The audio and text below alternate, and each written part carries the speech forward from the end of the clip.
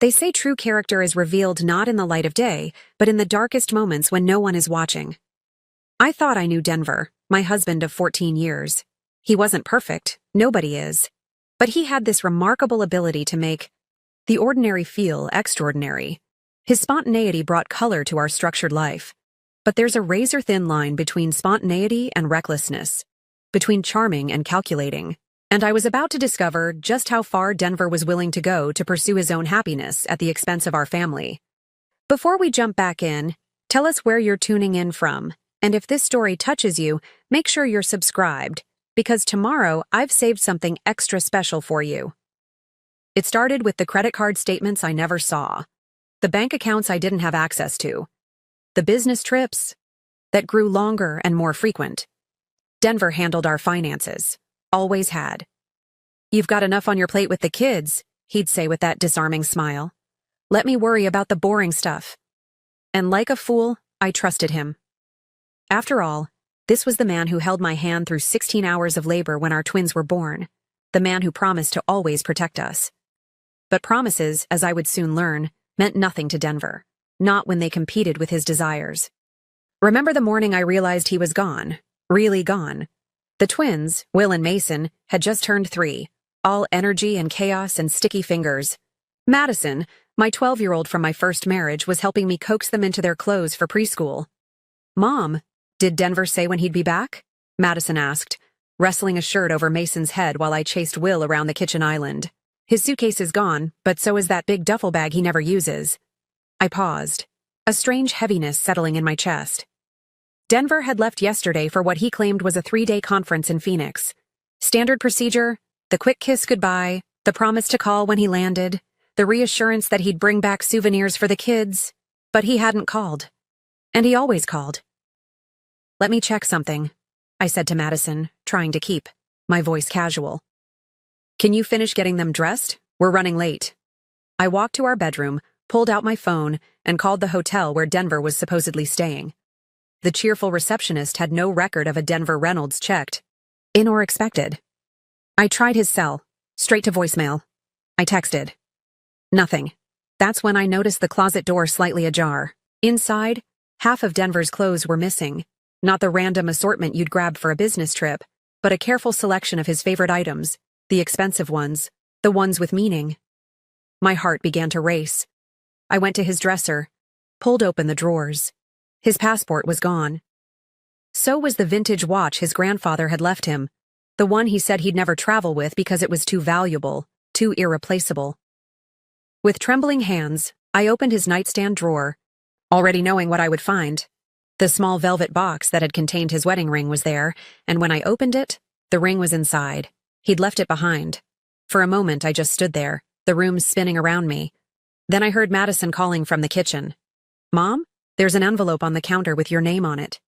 I walked back to the kitchen in a daze, took the cream-colored envelope from Madison's outstretched hand. My name was written on the front in Denver's distinct handwriting, all sharp angles and decisive strokes. I stared at it, suddenly afraid of what was inside. "Can you take the boys to the living room for a minute?" I asked Madison. She gave me a long look, far too perceptive for her years, then nodded and herded the protesting twins away. With unsteady fingers, I tore open the envelope and unfolded the single sheet of paper inside. "Colleen, by the time you read this, I'll be gone. I've tried to make this work, but I can't do it anymore.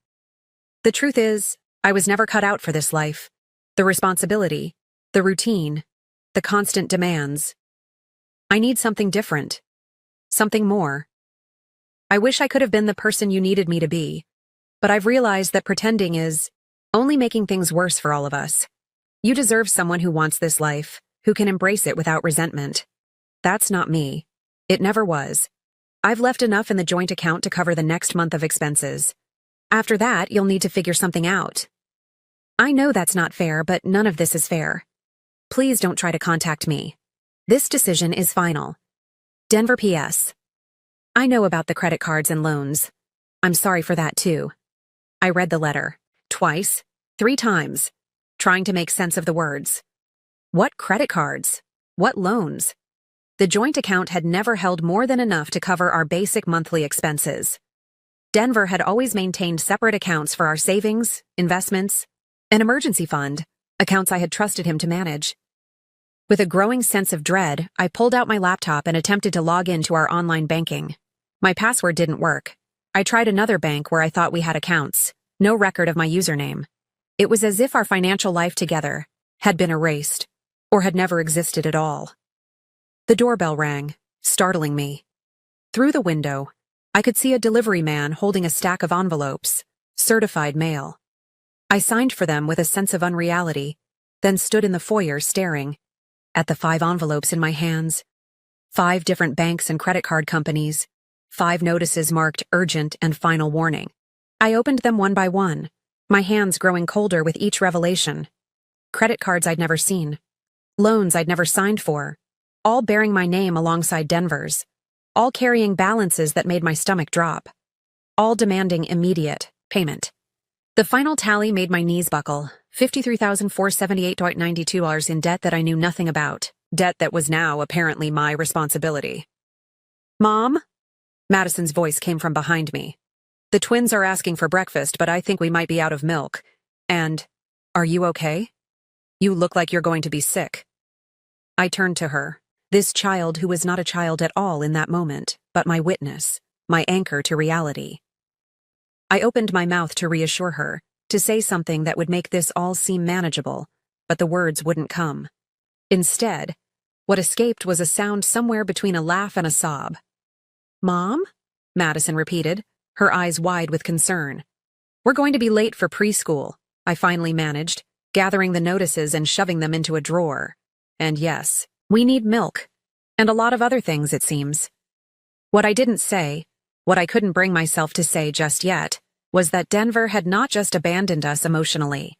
He had left us drowning in debt, with no savings, no safety net, and no warning. He had systematically dismantled our financial security while maintaining the illusion of stability and care.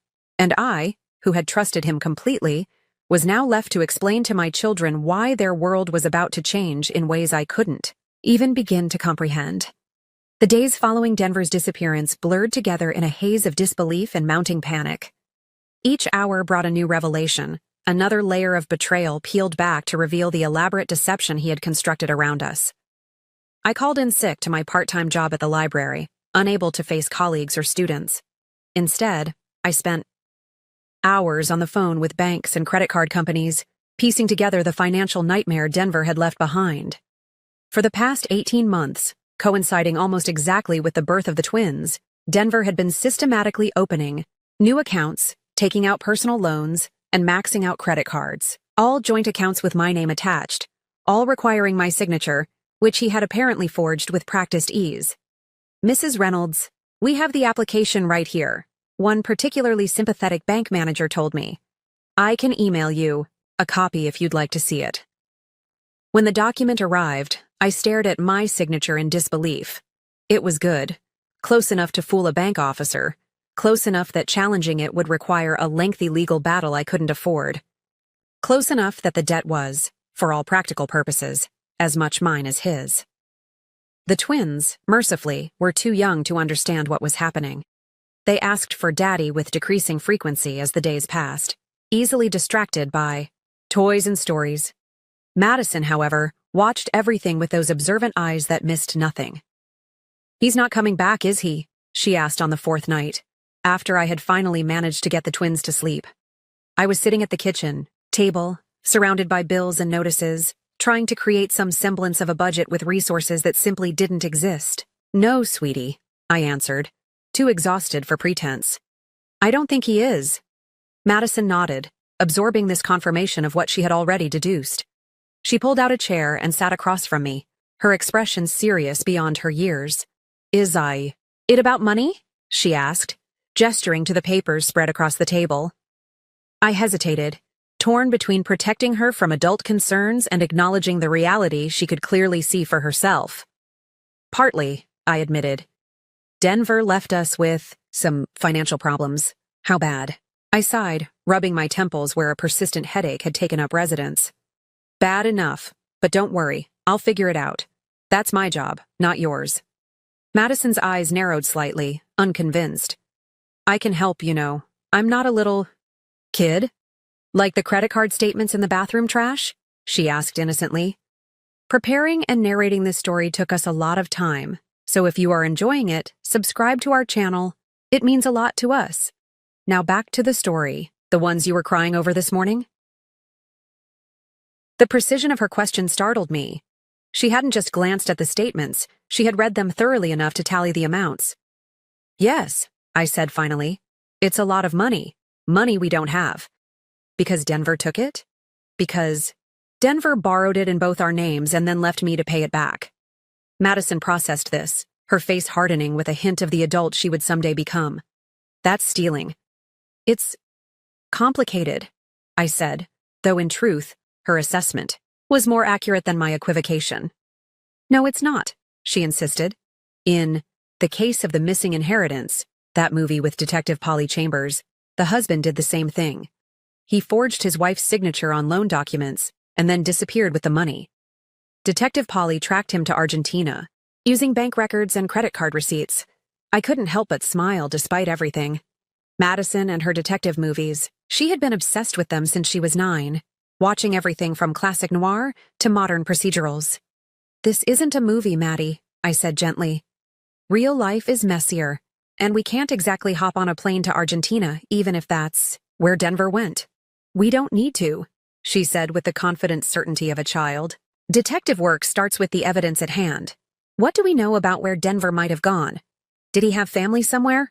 Friends we didn't know about? A place he always talked about visiting?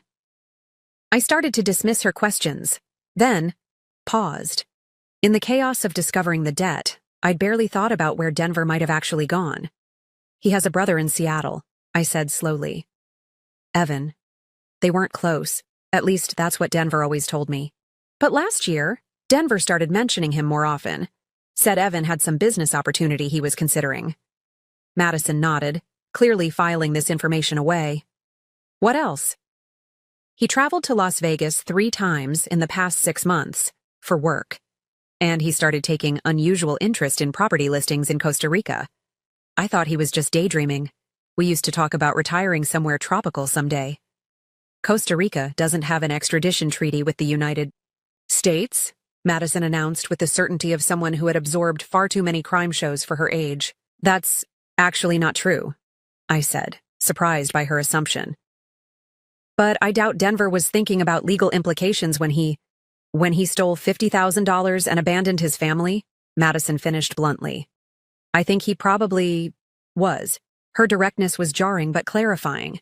In my shock and grief, I had been making excuses for Denver, casting his actions as a personal failing rather than what they truly were, calculated, premeditated, and deliberate. You're right, I admitted, seeing my daughter with new eyes. This wasn't a momentary breakdown or a midlife crisis. Denver planned this, probably for months. Madison nodded, satisfied that I was finally seeing what she already understood. So what are we going to do about it?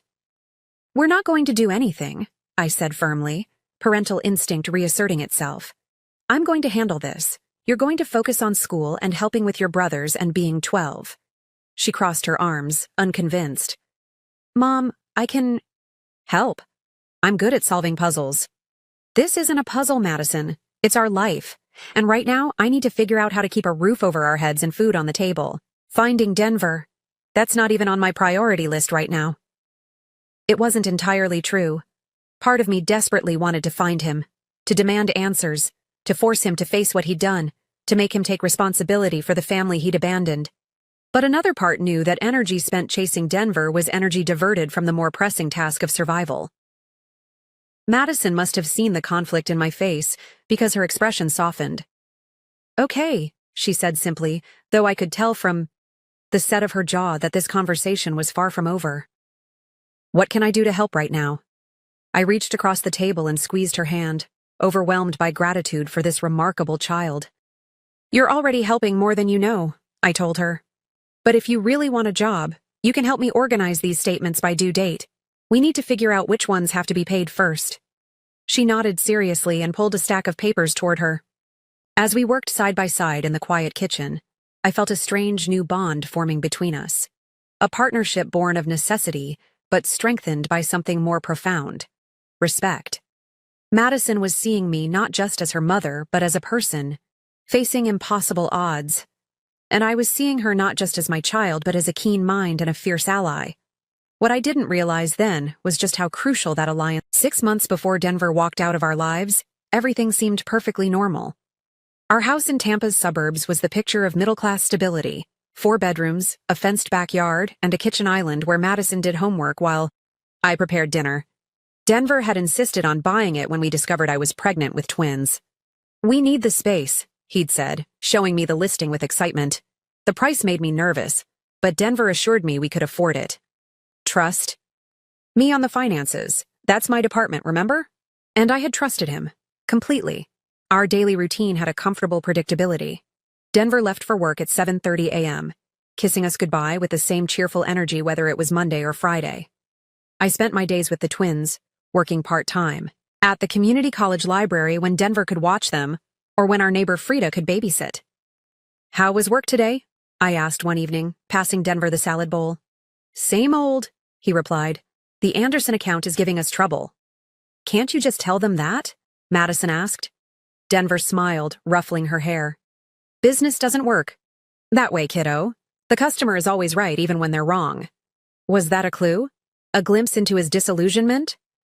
At the time, it seemed like typical Denver humor, slightly cynical but harmless. After dinner came the twins' bath time, a chaotic splash fest that inevitably left both Denver and me soaked. He seemed good with them, patient in a way I'd never expected when we first learned we were having twins. He never complained about midnight feedings or diaper changes. "You're a natural," I told him once, watching him wrangle both squirming boys into pajamas. "Nah," he demurred with a smile. "I'm just faking it till I make it." Another clue, perhaps. Another hint that his devoted father persona was just that. A role he played convincingly while secretly planning his exit. Our evenings fell into a pattern. Madison would read or watch her detective shows. Denver would retreat to his home office, claiming to catch up on work emails or manage finances. I'd fold laundry, prepare for the next day, or collapse on the couch, exhausted from chasing toddlers. Sometimes, Denver would join me, slipping an arm around my shoulders as we watched television together. Other times he'd stay in his office until late, emerging only when I was already half asleep. "Coming to bed?" I'd ask drowsily. "Soon," he'd promise. "Just finishing up some things." "What things?" I never asked. I assumed it was work, budget planning, ordinary adult responsibilities. I never imagined he was researching property in Costa Rica, communicating with his brother about their Phoenix project, systematically dismantling our financial security, while I slept down the hall. Weekends had their own rhythm. Saturday mornings were for family activities, park trips, children's museum visits, grocery shopping. Denver was always present, always engaged, snapping photos, helping Madison push the twins on swings. "You've got the weekend dad thing down pat," another father commented once. Denver laughed, clapping the man's shoulder. "Just making memories, right? That's what it's all about." Making memories. Was that part of his plan? Creating a catalog of perfect family moments before his disappearance? Saturday afternoons often found Denver running errands alone. "Guy time," he called it. "I'll pick up that light fixture for the kitchen," he'd offer. Always helpful, always considerate. The perfect husband. "I think Dad's having an affair," Madison announced one Saturday as we folded laundry together, the twins napping upstairs. I nearly dropped the basket. "What? Why would you say that?" She shrugged, methodically matching tiny socks. In the suspicious spouse case, Detective Polly figured out the husband was cheating because he kept running solo errands on weekends, and Dad's been doing that a lot lately. "Madison," I said firmly, "real life isn't like your detective shows. Daddy's not having an affair." She dropped the subject, but was she right? Not about an affair, perhaps, but about his deception? Had his weekend absences been opportunities to plan his escape without my knowledge? Sundays were for family brunch, Denver's specialty. "My 3 favorite people," he'd say, surveying us around the table. "What should we do today?" Those brunches were where we planned our future, or where I thought we were planning our future. Vacations we'd take when the twins were older. Madison's college options. Renovations we wanted to make, someday when we have the money. "I'd love to take the kids to that lighthouse in Maine again," I said one Sunday in February. Remember how much Madison loved it last time? Lighthouse 2015. Madison chimed in with a grin. Dad's computer password. That's how much he loved it too. Denver laughed, but was there discomfort in his eyes? That was a great trip, he agreed, quickly changing the subject. Looking back, I can see 100 such moments, tiny fractures in the facade of our perfect life. The way Denver would change the subject when I brought up long-term plans, the vague answers about our savings, the increasing frequency of business, trips. When are you coming home? I'd ask during our nightly call when he was away. Soon, he'd promise. Miss me? Always, I'd answer truthfully. The twins keep looking for you. Tell them I love them, Denver would say. Tell them I'll make it up to them when I get back. Was there guilt in his voice during those calls? Or was it all part of the performance? One evening in March, about 2 months before he left, I came downstairs after putting the twins to bed to find Denver at the kitchen table, staring at his laptop. He closed it quickly when he saw me. Everything okay? I asked. Just work stuff, he said dismissively. Anderson account again. You seem stressed lately, I observed. Is there anything I can do to help? He reached across the table and took my hand. You're already doing it. Being here, taking care of the kids, holding down the fort. I couldn't ask for more. That night, as we got ready for bed, Denver seemed unusually attentive, asking about my day in detail, listening to my complaints about the twins' sleep regression. You're a great mom, Colleen, he said as we lay in bed. The kids are lucky to have you. They're lucky to have both of us, I corrected him. We're a team, right? He was quiet for a long moment. Right, he said finally. A team. Was that the moment he decided? Or had the decision been made long before? The last normal weekend before Denver left, we took the kids to the beach. It was a perfect Florida spring day. Denver seemed especially present, taking dozens of photos, building sandcastles with the twins, engaging in a water fight with Madison. I want to remember this day forever, he said as we packed up to leave. I leaned over and kissed him, sand gritty between our lips. We have a lifetime of days like this ahead of us, I promised. He didn't reply, just smiled that strange, sad smile that would haunt my memories.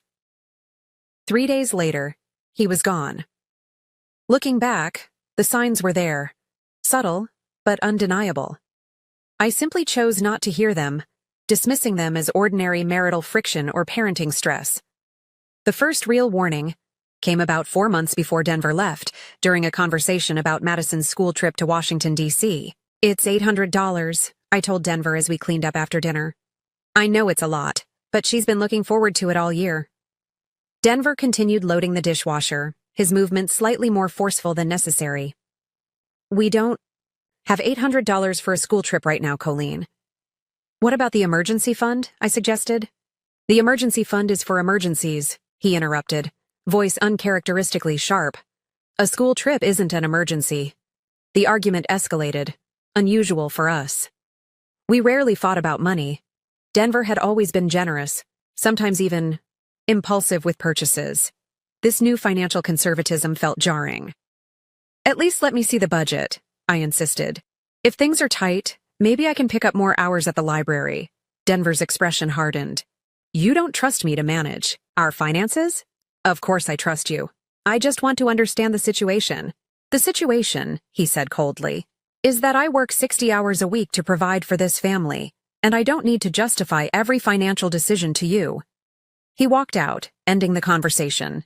Later, he apologized, blaming work stress and promising to see if we could make the trip work. Madison went to Washington the following month, Denver presenting the money as if it had never been an issue. But something had shifted, a small crack in the foundation of trust. The second warning came in Denver's new obsession with privacy. He'd always been somewhat protective of his phone and laptop, but gradually, that privacy extended beyond reasonable caution. Passwords changed, screens were angled away when I entered a room. Conversations ended abruptly when I approached. Who was that? I asked one evening, walking into the kitchen as Denver quickly ended a call. Work, he said, sliding his phone into his pocket. The Anderson account again. The Anderson account became his standard explanation for everything. Late nights, weekend, calls, distracted behavior. Dad's being weird, Madison commented one Saturday afternoon while Denver was supposedly at a hardware store. How so? I asked, only half listening as I matched socks. He won't let me use his laptop anymore, she said. I used to play games on it sometimes, but now he says it's for work only. That seems reasonable, I replied. He probably has confidential client information on there. Madison shrugged. Maybe, but he also changed the password on the family iPad, and he gets all jumpy when his phone rings. Madison, I sighed. Not everything is a mystery to be solved. Daddy's just busy with work. The third warning was financial. Denver's business trips increased in frequency, 1 or 2 each month, then nearly weekly excursions. Another trip? I asked one evening as he packed. Didn't you just get back from Chicago on Monday? This one's important, he said, not meeting my eyes. Potential new client in Las Vegas. Big account. I sat on the bed, watching him select clothes with unusual, Chelsea, you're gone so much lately. The twins miss you. A flicker of something. Guilt? Regret? Crossed his face. I know, and I'm sorry. But this is for us, for our future. I believed him. I helped him pack, kissed him goodbye, and thought nothing of the credit card statement that arrived 3 days later with no hotel charges. In Las Vegas, but several restaurant bills from Tampa establishments I'd never heard of. When I mentioned it casually, Denver explained it away. Company card for the Vegas trip, he said. Those Tampa charges must be from client lunches last month. It made sense. It was reasonable. I had no reason to doubt him. The fourth warning was perhaps the most significant, though I recognized it, least of all. Denver began asking strange, hypothetical questions. Do you ever wonder what your life would have been like if we'd never met? He asked one night as we sat on the patio after the children were in bed. Not really, I answered honestly. I mean, I wouldn't have the twins. I can't imagine life without them now. He nodded, swirling wine in his glass. And Madison? Do you think she'd be different if I hadn't been in her life? The question struck me as odd. She was only 2 when we met. You're the only father she's ever known. Why are you asking this? He shrugged, expression distant. Just thinking about how lives interconnect, how one decision changes everything. If I'd taken that job in Seattle instead of staying in Tampa, we'd never have met. 2 weeks before he left, Denver asked another strange question as we lay in bed. Do you think people ever really change, Colleen? Or are we all just pretending, playing roles until we can't keep up the act anymore? I turned toward him in the darkness. That's a pretty philosophical question for midnight on a Tuesday. He didn't smile. I'm serious. Do you think the person we are at 20 is still there at 40, just hidden under layers of compromise and responsibility? I don't know, I said. I think we evolve. The core might stay the same, but life changes us. And if the changes feel wrong, if the person you've become feels like a stranger, a chill ran through me. Denver, are you okay? Is something wrong? He reached out, stroking my cheek with unexpected tenderness. I'm fine, just thinking too much. Ignore me. The final warning came just 3 days before Denver disappeared. It was a beautiful spring morning as I prepared breakfast for the twins. Denver stood at the counter, unusually quiet. I was thinking, I said, cutting a waffle into tiny pieces. Maybe we could take the kids to that new children's museum this weekend. Will would love the dinosaur exhibit. Denver didn't respond, staring into his coffee mug. Denver? I prompted. The dinosaur exhibit? This weekend? He looked up, expression clearing. Sorry, what? Oh, the museum. Yeah, that sounds great. Are you okay? You seem distracted lately. He kissed the top of my head. Just work stuff. Nothing for you to worry about. The Anderson account again? I teased. A strange expression crossed his face, almost panic, quickly masked. Something like that. He left for work shortly after.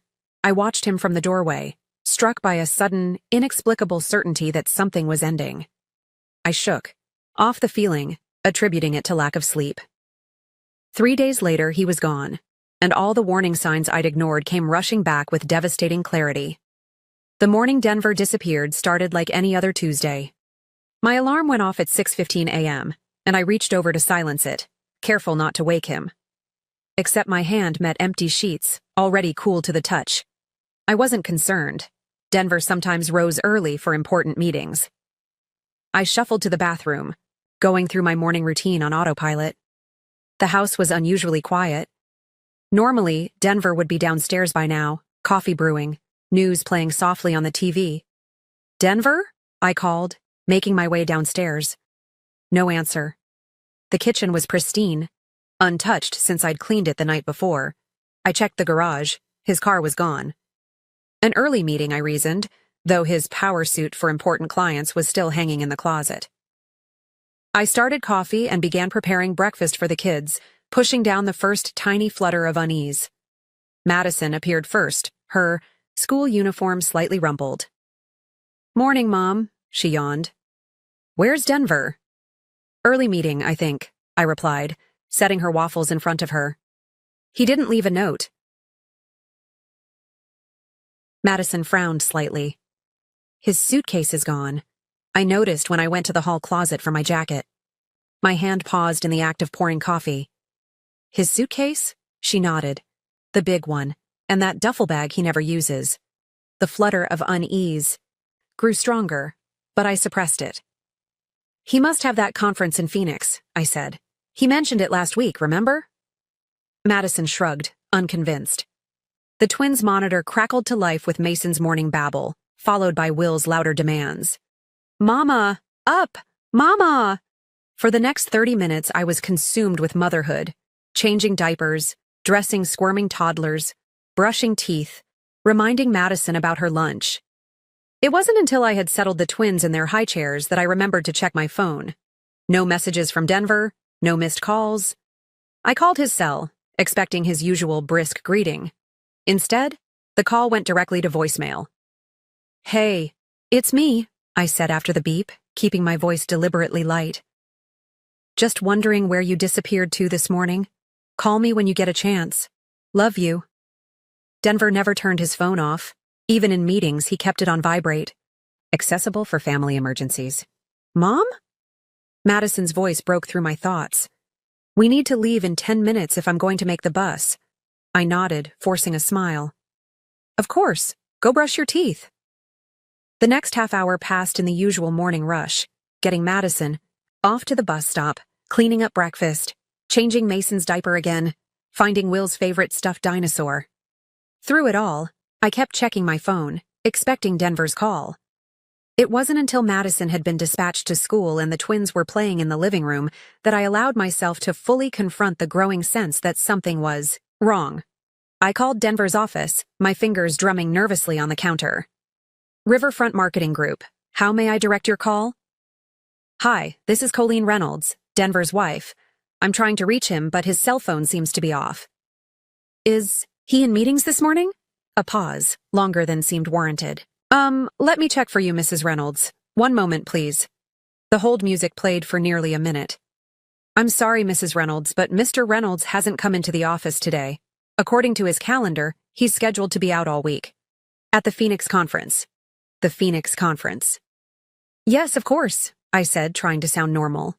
"I knew about the conference. I just thought it started tomorrow, not today." "Thank you." I hung up, my mind racing. If Denver had left for Phoenix, why hadn't he mentioned it last night? Why wasn't he answering his phone? I called the hotel in Phoenix where Denver usually stayed. "Grand Pinnacle Hotel. How may I assist you?" "Hi. I'm trying to confirm a reservation for my husband, Denver Reynolds. He should be checking in today for the Western Marketing Conference." More typing, another pause. "I'm sorry, ma'am, but I don't see a reservation under that name, either for today or for the upcoming week." "Could you check for any reservation under Riverfront Marketing Group?" "Of course." More typing. "I do see several reservations for Riverfront, but none under the name Reynolds. The names I have are Matthews, Sorensen, and Greer, Denver's colleagues, but no Denver." My heart was pounding now, anxiety transforming into full-blown panic. If Denver wasn't at work and wasn't in Phoenix, where was he? And why had he taken his suitcase? I forced myself to breathe deeply, to think rationally. Perhaps the conference venue had changed. Perhaps he was driving instead of flying. Perhaps his phone was charging in the car. As I constructed increasingly implausible scenarios, the twins' happy shrieks reminded me of my immediate responsibilities. Whatever was happening with Denver, I still had 2 3-year-olds who needed my attention. For the next hour, I immersed myself in their world of blocks and stuffed animals, their uncomplicated joy a temporary balm for my growing anxiety. But as morning stretched toward noon with still no word from Denver, I couldn't ignore the situation any longer. By lunchtime, my worry had evolved into cold, creeping dread. I picked at my sandwich, appetite gone, mind racing through possibilities. Car accident, medical emergency, some professional crisis requiring immediate attention. But none of these scenarios explained the suitcase, the duffel bag he never used, the silent departure, the turned-off phone. After lunch came the twins' nap time. I used the quiet to search the house for clues. In our bedroom, I found that Denver's favorite clothes were missing. His worn leather belt, the watch I'd given him for our 10th anniversary, his casual weekend shirts, not items. In his home office, the desk was meticulously organized, nothing obviously amiss. But the framed family photo that usually sat on his desk was missing. Just the 4 of us at the beach last summer, all squinting into the sun. People don't take family photos to business conferences. They take them when they're leaving and want a reminder of what they've left behind. I sank into Denver's office chair, reality taking terrible shape in my mind. The missing clothes, the suitcase, the turned-off phone, the absence of hotel reservations, the missing photograph. Denver hadn't gone to a conference. Denver had left. But people don't just leave without a word, without explanation, without goodbye. Not after 14 years of marriage. Not with 3 children at home. Not Denver, who had kissed me goodnight and told me he loved me mere hours before disappearing. I was still sitting in his office, frozen with disbelief, when the doorbell rang. At the door was a delivery man holding a stack of certified mail envelopes. "Colleen Reynolds?" he asked. I nodded, still dazed. "I have some certified mail for you. Need your signature right here." I signed mechanically, taking the stack of envelopes. 5 of them, all from different financial institutions, all marked urgent or final notice in bold red letters. With trembling fingers, I opened the first envelope. It was from First National Bank, regarding a personal loan of $2,500 now, 60 days past due. The letter detailed the consequences of continued non-payment, damage to credit score, legal action, possible wage garnishment. The loan was in both our names, Denver Reynolds and Colleen Reynolds, jointly liable for the full amount. A loan I knew nothing about. The second envelope contained a similar notice from American Express regarding a credit card with an outstanding balance of $8,347. The third was from a credit union I'd never heard of, for another loan of $15,000. The fourth and fifth were from additional credit card companies, with combined balances exceeding $17,000, over $50,000 in debt, all in both our names, all unknown to me until this moment. I was still staring at the notices when I heard a soft sound from the doorway. Madison stood there, school backpack still on her shoulders. "Mom? Why are you crying?" I hadn't realized I was crying. "Madison? You're home early." "It's half day," she reminded me. "Teacher development. I told you last week." I didn't remember. I couldn't remember anything beyond these horrifying notices and Denver's absence. "Mom? What's wrong? Where's Denver? Did something happen?" Madison's voice rose slightly, anxiety creeping in. Before I could speak, Mason's cry came through the baby monitor, followed by Will's. "The twins are up," Madison said unnecessarily, eyes fixed on my tear-streaked face. "I'll get them," I said, automatically. "Could you put these away? I don't want them getting torn up." Madison nodded, her gaze dropping to the papers, her expression changing as she registered the bold red warnings. When I came downstairs with the twins, Madison had cleared the kitchen table of the financial notices. "Mom," she called, "there's an envelope on the counter with your name on it." My heart seemed to stop. An envelope with my name on it. Denver's explanation, perhaps. The envelope sat on the counter, cream-colored with my name in Denver's distinctive handwriting. I stared at it, both desperate to know its contents and terrified of the confirmation it would bring. Finally, I tore it open and unfolded the single sheet inside. "Colleen, By the time you read this, I'll be gone. I've tried to make this work, but I can't do it anymore. The truth is, I was never cut out for this life. The responsibility, the routine, the constant demands. I need something different. Something more. I wish I could have been the person you needed me to be, but I've realized that pretending is only making things worse for all of us. You deserve someone who wants this life, who can embrace it without resentment. That's not me. It never was. I've left enough in the joint account to cover the next month of expenses. After that, you'll need to figure something out. I know that's not fair, but none of this is fair. Please don't try to contact me. This decision is final. Denver P.S. I know about the credit cards and loans. I'm sorry for that too. I read the letter, twice, 3 times, trying to comprehend the breathtaking callousness. I've left enough in the joint account to cover the next month of expenses. As if our 14 years together, our children, our entire shared life could be reduced to a month's living expenses. Mom? Madison's voice came from the doorway, high and frightened. Mom, what's happening? What's wrong? I looked up at my daughter, her face pale with fear, and behind her the twins peering around the doorframe, eyes wide and confused by my distress. My children, my responsibility, my reason to keep going despite the devastating blow Denver had delivered. Come here, I said, opening my arms. All of you, come here. I gathered all 3 of them close, holding them tight, as if physically shielding them from the harsh reality I would eventually have to explain. Something has happened, I began. Carefully. Denver has gone away for a while. He won't be coming home tonight. Is he at the Phoenix conference? Madison asked, her voice small. I hesitated, then decided on a partial truth. No, sweetie. He's not at a conference. He's decided he needs some time away from us, from our family. Madison's face crumpled, understanding dawning with painful clarity. He left us. Just left? Will patted my wet cheek, brow furrowed with concern. Mama sad?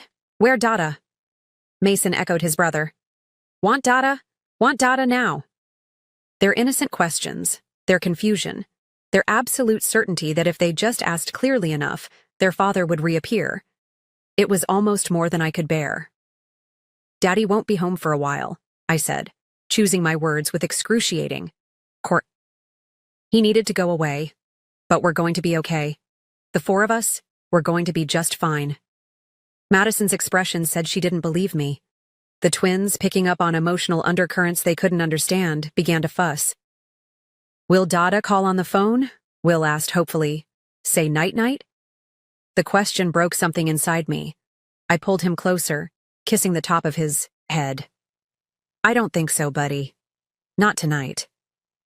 The first 24 hours after discovering Denver's abandonment passed in a fog of disbelief and practical necessities. The twins, too young to understand the seismic shift in our family structure, continued to ask for Dada with decreasing frequency. Madison moved through the house like a silent shadow, watchful and solemn, helping with the twins without being asked, her usual preteen exuberance replaced by a wary vigilance that broke my heart. I functioned on autopilot, maintaining routines, preparing meals, reading bedtime stories, all while my mind raced with unanswerable questions and mounting fear. Each time I checked the joint bank account Denver had mentioned in his letter, the balance remained unchanged, $843.17. A pittance compared to our monthly expenses. The morning after Denver's disappearance, I called in sick to my part-time job at the library.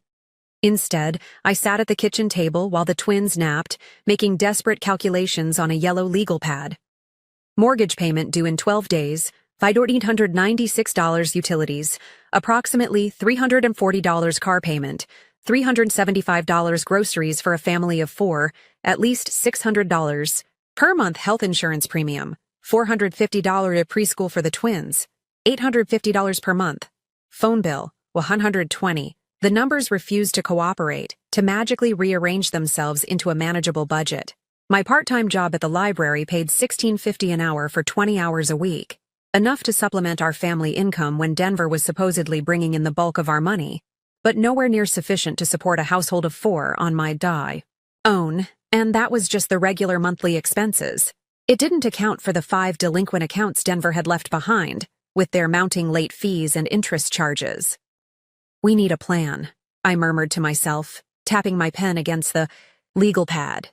"One step at a time, prioritize, organize." I made a new list, forcing myself to think pragmatically rather than emotionally. Call all creditors. Explain situation. Request payment plans. Contact mortgage company. See if they offer forbearance options. Apply for emergency assistance programs. Look for full-time employment with benefits. Research childcare options that won't consume entire paycheck. Consult lawyer about Denver's financial fraud and abandonment. The list was both reassuring in its concreteness and overwhelming in its implications. Each item represented hours of phone calls, paperwork, research, and potential rejection. And all of it would have to be accomplished while caring for 2 active toddlers and supporting a traumatized 12-year-old. I was still staring at the list, paralyzed by the magnitude of the challenge, when the doorbell rang. For one wild moment, I thought it might be Denver, returning to explain that this had all been a terrible misunderstanding. Instead, I opened the door to find Frida, our neighbor from across the street, holding a foil-covered casserole dish. "I hope I'm not intruding," she said, her kind face creased with concern. "I noticed Denver's car hasn't been home, and I thought you might appreciate a meal with everything you have on your plate with the twins." I stared at her, momentarily speechless. Did she know? Had Denver's abandonment somehow become neighborhood? Knowledge already? "Thank you," I managed finally, accepting the dish. "That's very thoughtful." Frida hesitated, clearly sensing that something was wrong. "Is everything okay, Colleen? You seem upset." I considered deflecting, maintaining the facade of normalcy. But the weight of secrets suddenly felt unbearable. "Denver's gone," I said, the words emerging with surprising steadiness. "He left. Yesterday morning, while we were all asleep. He's not coming back." Frida's expression shifted from concern to shock to a deep maternal compassion that nearly undid me. "Oh, Colleen," she murmured, stepping forward to embrace me. "I'm so sorry. I had no idea." "No one did," I said, trying and failing to keep the bitterness from my voice. That was rather the point of his middle-of-the-night exit. Frida followed me into the kitchen, where I set down the casserole and mechanically began making coffee, the routine providing a welcome distraction. "My schedule is flexible," she said, pulling a notepad from her purse and jotting down her phone number. "I'm retired, and my grandchildren are all grown. I miss having little ones around. Please, don't hesitate to call, day or night." I nodded, tucking the paper into my pocket, pathetically grateful for this small kindness in the midst of overwhelming crisis. After Frida left, I steeled myself for the first item on my list, calling the creditors. I spread the notices across the table, organized them by due date, and reached for the phone. The twins would be up from their nap soon, and Madison would return from school shortly after. This narrow window of quiet might be my only opportunity to begin addressing the financial nightmare. The first call went about as well as I expected. After navigating an automated menu and waiting on hold for 20 minutes, I reached a representative who expressed rote sympathy for my situation, but limited flexibility regarding the outstanding balance. "I understand you're going through a difficult time, Mrs. Reynolds," the woman said, her voice professionally detached. "But the account is 60 days past due, and we've already sent multiple notices to the address on file." "I never received those notices," I explained, struggling to keep frustration from my voice. "My husband intercepted them. He forged my signature on the loan application. I had no knowledge of this account until yesterday." "I sympathize with your situation, Mrs. Reynolds, but from our perspective, both signatures are on the application. You're jointly liable for the debt." "But I didn't sign anything," I insisted. "It's fraud. If you believe fraud has been committed, you're welcome to file a police report and submit it to our fraud department for investigation. However, I should warn you that investigations typically take 60 to 90 days, during which time the account will continue to accrue interest and late fees." The implication was clear. Even if I could eventually prove fraud, the immediate financial pressure wouldn't ease. "What are my options in the meantime?" I asked, defeated.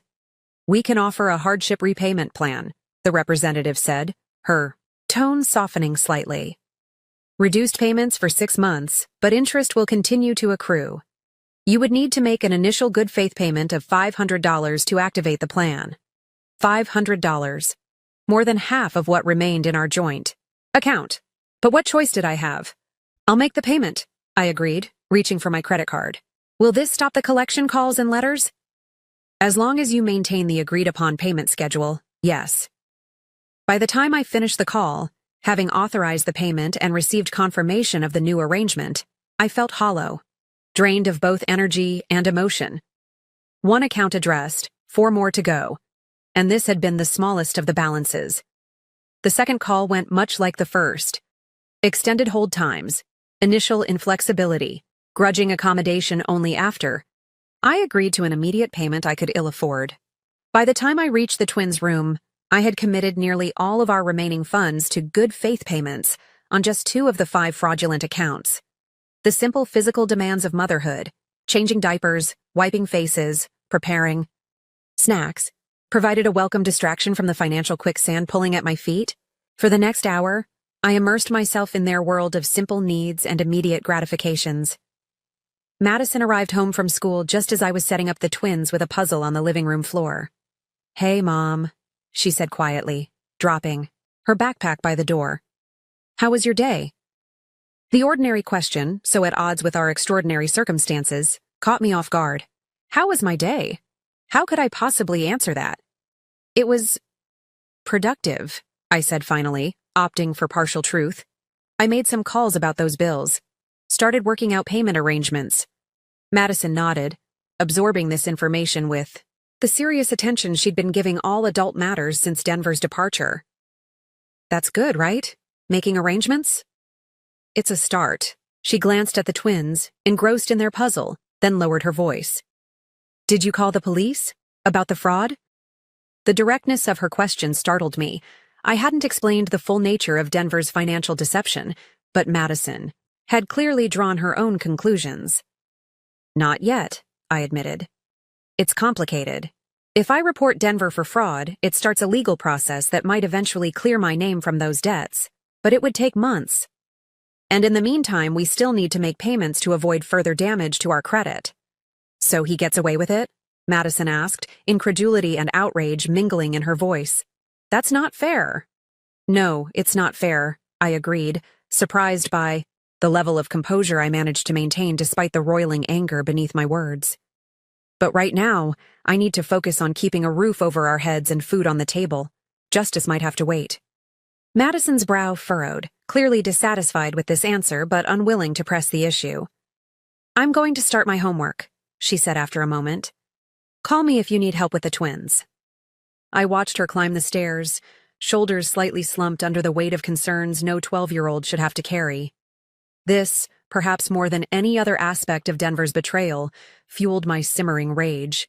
He hadn't just abandoned me, he had abandoned Madison in the most fundamental way, destroying her sense of security and trust at a vulnerable age. At 4:30 p.m., my cell phone rang, an unfamiliar number with a Tampa area code. "Mrs. Reynolds?" "This is Terrence Baker from Florida First Credit Union. I'm calling regarding your personal loan account, which is currently 45 days past due." Another creditor, one I hadn't even had a chance to call yet. I excused myself, asking Madison to watch the twins for a few minutes. "Mr. Baker," I began, summoning what little energy I had left. "I only learned about this loan yesterday. My husband took it out without my knowledge and has subsequently abandoned our family. I'm trying to address all these accounts, but I'm dealing with 5 separate fraudulent debts he left behind." There was a pause on the other end of the line. "I see," he said finally, his tone shifting from professional detachment to something more human. "That's a challenging situation, Mrs. Reynolds. You have no idea," I murmured, exhaustion seeping into my voice. What followed surprised me. Instead of the standard script about liability and payment options, Mr. Baker, Terrence, offered genuine assistance. He explained which documentation I would need to contest the debt, outlined the specific hardship programs their institution offered, and even suggested community resources that might provide emergency financial assistance. "The key is to act quickly," he advised. "The longer these accounts remain delinquent, the fewer options you'll have. I can place a temporary hold on collection activities for your account, 30 days. to give you time to gather documentation and apply for the hardship program. But you'll need to submit everything before that window closes. I scribbled notes frantically, pathetically grateful for this unexpected guidance. Thank you, I said when he finished. You have no idea how helpful this is. I've seen situations like yours before, Terrence said, his voice gentle. Not exactly the same, of course, but financial abandonment is unfortunately common. The most important thing is to advocate for yourself consistently and keep detailed records of every conversation, payment, and agreement. After the call ended, I stood in the kitchen, staring at my notes, a fragile sense of hope emerging from the chaos. One person, one stranger, had treated me with empathy and respect, had offered practical help instead of bureaucratic obstacles. It wasn't much in the grand scheme of our problems, but it was something. A reminder that not everyone was an enemy, that support could come from unexpected sources. Dinner that evening was Frida's casserole, a home-style chicken and rice dish that the twins devoured enthusiastically and Madison picked at without complaint. I barely tasted it, my mind occupied with planning the next day's tasks, more creditor calls, research on emergency assistance programs, a visit to the bank to discuss the mortgage. After the twins were bathed and in bed, their nightly requests for Daddy's story diminishing but still present, I found Madison sitting at the kitchen table, Denver's laptop open in front of her. "What are you doing?" I asked, surprised. "I thought that was broken." She didn't look up from the screen. "It's not broken. Denver just said it was because he didn't want us using it." I moved closer, curious despite my exhaustion. "How do you know that?" "Because I saw him using it last month," she replied matter-of-factly. "He shut it really fast when I came into the room and claimed he was just retrieving some old file." The screen showed a login prompt, requiring a password I didn't know. "Can you get into it?" Madison shook her head, frustration evident in her expression. "Not yet. I've tried some obvious passwords, but no luck. I thought maybe it would have information about where Denver went, or about the money." I sank into the chair beside her, oddly comforted by her straightforward approach to our situation. While I had spent the day negotiating with creditors and calculating bills, Madison had been tackling the mystery from another angle entirely. "That's good thinking," I said, studying the login screen. "Denver must have kept records somewhere. He was always so organized about finances. At least I thought he was." "Do you know any passwords he might have used?" Madison asked. "For other accounts or devices?" I considered this, trying to remember the rare occasions when Denver had shared login information with me. He used Lighthouse 2015 for his work laptop once, when I needed to pay a bill while he was sick. It was the year we visited that lighthouse in Maine. Madison's fingers flew over the keyboard, entering the password. The screen flashed red with an access denied message. "Maybe a variation?" she suggested, undeterred. "Lighthouse 2015, with an exclamation point, or all capitals." We spent the next hour systematically trying variations of known passwords, significant dates, and personal information that Denver might have used. Each attempt was met with the same frustrating result: access denied. "We'll figure it out," Madison said finally, closing the laptop as the clock approached her bedtime. "Detective Polly always says that people create patterns without realizing it. Denver must have patterns too. We just need to find them." Her confidence, her determination to solve this puzzle, stirred something in me. A reminder that we weren't helpless victims of Denver's betrayal, but active participants in our own recovery. Denver had deliberately left us in the dark, but Madison's instinct was to turn on the lights, to seek information, to refuse the passive role he had assigned us in his exit strategy. "You're right," I said, brushing a strand of hair from her forehead in a gesture she usually protested as too babyish but now accepted without complaint. "We'll keep trying. Together." After Madison went to bed, I returned to the kitchen table, spreading out my notes from the day's creditor calls, reviewing the meager progress I'd made. 5 fraudulent accounts, 2 partially addressed with hardship, payment plans that would stretch our non-existent budget to the breaking point, a mortgage payment looming in less than 2 weeks with no obvious source of funds to cover it, childcare costs that would consume any additional income I might generate by working more hours. It was an impossible equation, a problem with no viable solution that I could see. And yet, as I sat in the quiet kitchen, surrounded by evidence of Denver's betrayal, I felt a strange, steely resolve taking shape alongside my fear and anger. Denver had orchestrated this crisis with meticulous care, counting on my confusion and distress to complete his clean escape. He had calculated that I would be too overwhelmed by immediate needs to effectively pursue him or hold him accountable. Perhaps he was right. Perhaps the practical demands of survival would consume all my energy and attention in the coming weeks and months. But watching Madison attack the mystery of Denver's password with methodical determination had reminded me of something important. We had resources Denver hadn't accounted for: intelligence, persistence, and most crucially, a sense of justice that demanded satisfaction. This wasn't over. Not by a long shot. Denver had underestimated us, especially Madison. And that mistake would eventually cost him everything. A week after Denver's disappearance, reality crashed down with the force of a tidal wave. The mortgage payment was due in 10 days. The refrigerator contained enough food for maybe 3 more days. The twins needed new shoes. The joint account Denver mentioned in his letter, the one that was supposed to cover a month of expenses, contained exactly $843.17, barely enough for a week of necessities. I sat at the kitchen table after putting all 3 kids to bed, staring at my laptop screen, trying to make the numbers work. They wouldn't.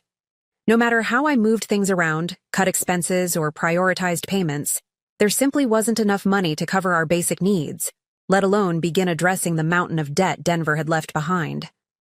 My part-time position at the library paid $16.50 an hour for 20 hours a week, enough to supplement our family income when Denver was bringing in the bulk of our money, but nowhere near sufficient to support a household of 4 on my own. I'd have to find a full-time job immediately, but that would mean paying for childcare for the twins, it was a trap with no visible escape. A soft noise at the doorway made me look up. Madison stood there in her pajamas, watching me with those perceptive eyes. "You should be in bed," I said, trying to inject normalcy into my voice. "I heard you. Crying?" she replied simply. Had I been crying? I touched my cheek and found it wet. I hadn't even noticed. "I'm just tired," I lied, closing the laptop. Madison walked over and sat beside me. "The money's gone, isn't it? All of it." There seemed little point in pretending. "Yes, and we have bills due that we can't pay." She nodded as if confirming a suspicion. "Are we going to lose the house?" The directness of her question knocked the air from my lungs. "I'm going to do everything I can to make sure that doesn't happen." Madison saw through it immediately. "That means maybe." "It means I don't know yet," I admitted. "But I'm going to figure it out." "We could find Denver and make him come back," she suggested. The simplicity of a 12-year-old solution, striking in its clarity. Even if we could find him, and that's a big if, we can't make him do anything he doesn't want to do. The bitterness in my voice surprised even me. "But it's not fair," Madison protested, a rare glimpse of the child beneath her composed exterior.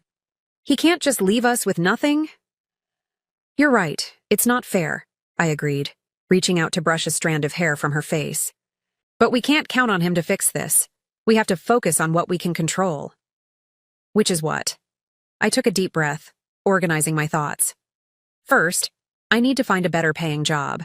Then we need to see if we can negotiate with the bank about the mortgage and with the credit card companies about the debt payments, and we'll need to be very careful with money for a while." Madison processed this, her brow furrowed in concentration. "I have $212 in my savings account," she offered. "From birthdays and babysitting, you can have it." The gesture nearly broke me. My 12-year-old daughter offering her life savings to help keep our family afloat. "That's very generous, sweetie, but your money is yours," I said, voice thick with emotion. "You earned it, and you should keep it." "What's the point of saving money if you can't use it when you really need it?" she countered with implacable logic. "Besides, I'm part of this family too." I pulled her into a hug, overwhelmed by her maturity and generosity. "Thank you. But let's call that our emergency backup plan, okay? Let me try some other things first." She nodded against my shoulder, then pulled back, her expression shifting to something more determined. "We should still try to find Denver, though." I sighed, too exhausted to argue. "Madison, not to make him come back," she clarified quickly. But to make him pay child support, that's the law, right? Even if parents divorce, they have to support their kids. Her clarity cut through my emotional fog. She was right, of course. Denver had legal obligations to his children, regardless of his feelings about our marriage. If I could find him, I could potentially secure court-ordered support. Payments. That's a good point, I conceded. But finding someone who doesn't want to be found isn't easy. And hiring a private investigator costs money we don't have. Madison's eyes lit up. We don't need to hire anyone. We can do it ourselves. Sweetie, real-life investigation isn't like your detective movies. I know that, she said, a hint of impatience in her voice. But the basic principles are the same. Follow the evidence. Look for patterns. Think about motivation and opportunity. Instead of answering immediately, she left the room. I heard her footsteps on the stairs, then rummaging from the direction of my bedroom. Before I could follow, she returned with Denver's laptop. The old one he'd claimed had stopped working months ago. Start with this, she said, placing it on the table. Denver always said it was broken, but I saw him using it last month when his new one was charging. He shut it really fast when I came into the room. I stared at the laptop, a chill running through me. You're sure about this? She nodded emphatically. 100%. And he had it password protected, which seemed weird for something that was supposedly broken. My hands trembled slightly as I opened the laptop. The screen illuminated immediately. No signs of damage. A password prompt appeared, mocking me with its simplicity and implications. Denver had deliberately kept this device secret, actively lying about its functionality. Do you know the password? I asked. Madison shook her head. But I know he always used the same few passwords for everything. His banking password was Mason's birthday plus Will's birthday, 03212020. Maybe try that? I typed it in. Access denied. What? About your anniversary? She suggested. I entered the date, 06152009. Nothing.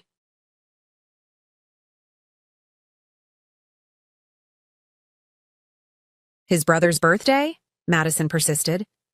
Or maybe that trip you guys took to Maui, the one he always talked about?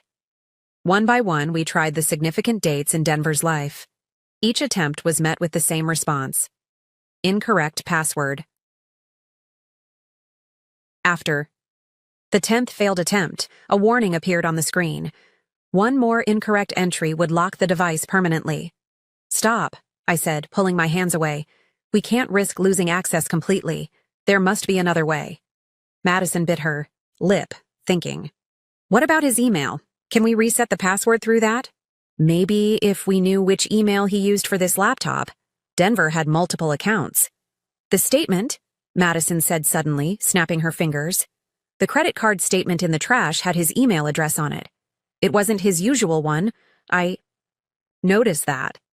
She darted to the kitchen trash, already emptied and relined, then looked up at me with dismay. It's gone. The garbage pickup was this morning, I confirmed, heart sinking. Madison wasn't deterred.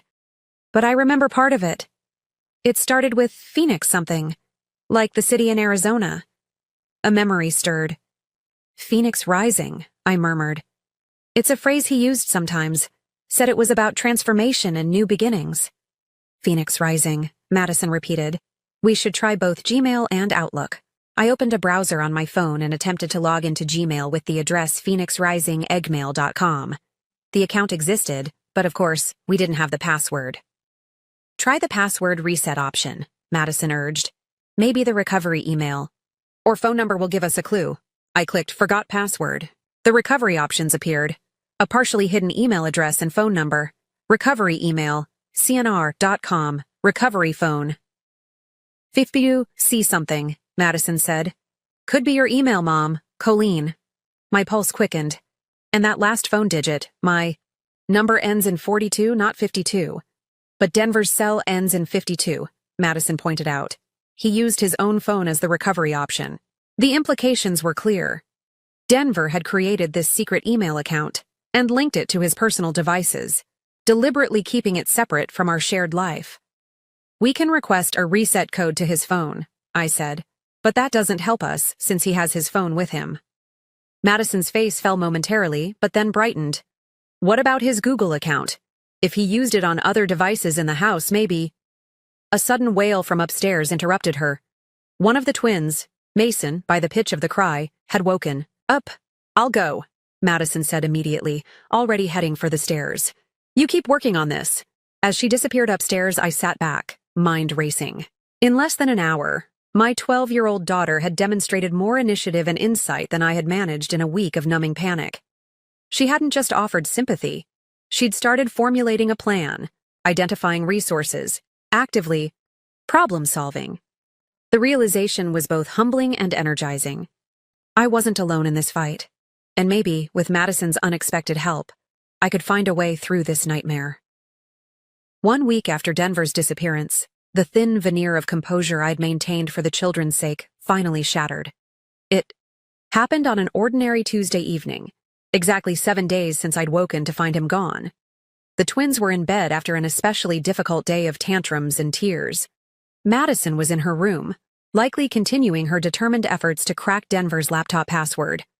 I stood in our bedroom, my bedroom now, staring at Denver's side of the closet, at the empty spaces where his favorite clothes had hung, at the few items he'd deemed unworthy of taking to his new life.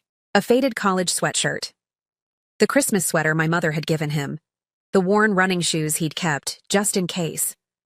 Something about those abandoned possessions broke something loose inside me.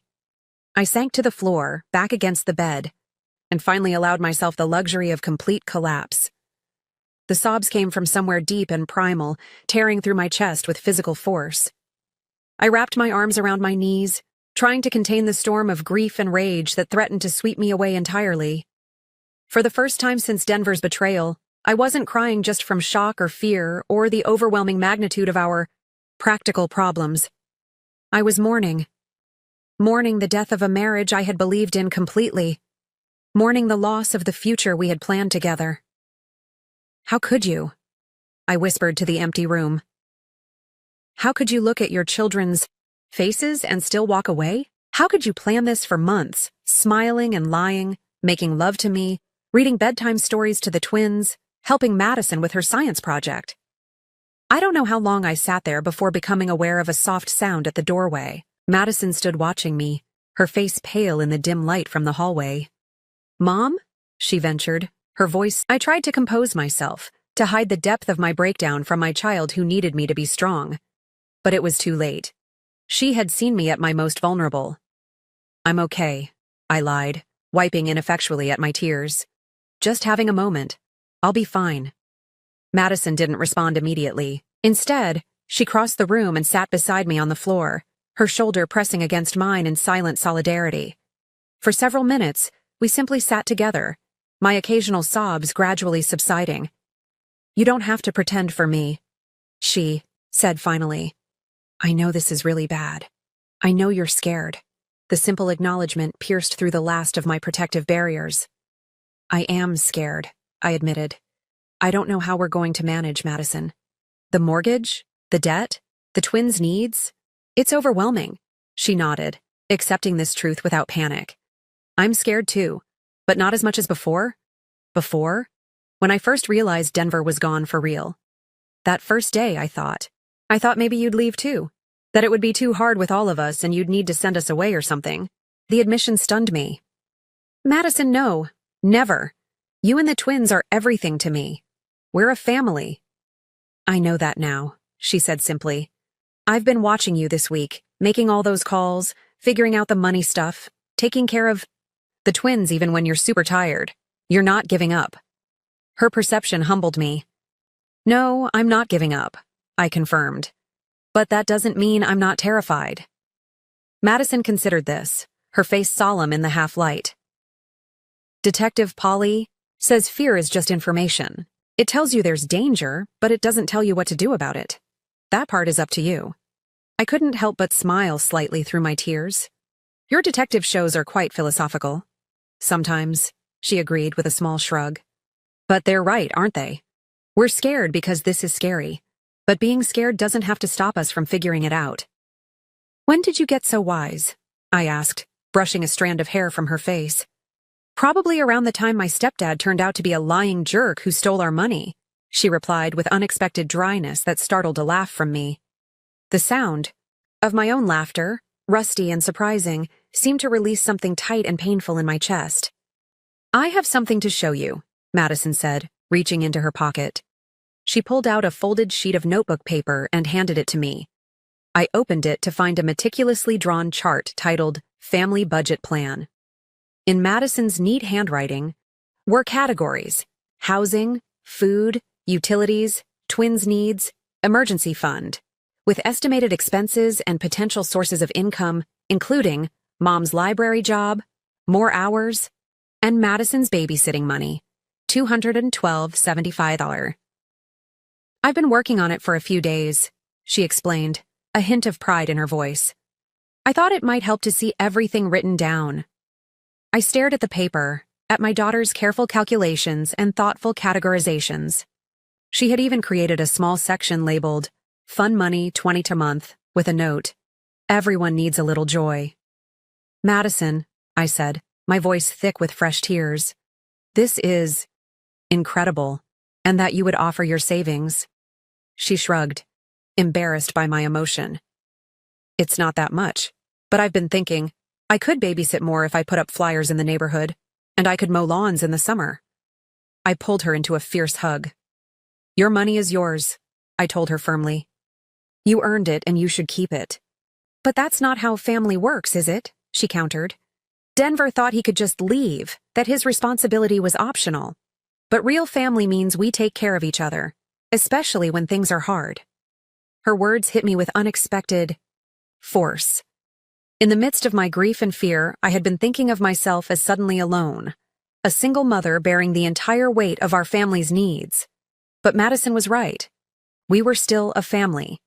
Different, wounded, but fundamentally connected in ways Denver had failed to honor or understand. "You're right," I acknowledged. "We do take care of each other, but there are appropriate ways for you to help that don't involve giving me your savings." We talked about ways she could contribute, helping with the twins, researching assistance, programs we might qualify for, making a list of resources and deadlines. Her face lit up at these concrete, meaningful tasks. We sat together for a while longer, the desperate grief that had overwhelmed me earlier gradually replaced by a quiet, sad determination. Nothing had changed about our practical circumstances, but something had shifted in how I perceived our situation. We weren't just victims of Denver's betrayal. We were active participants in our own recovery, a team facing challenges together.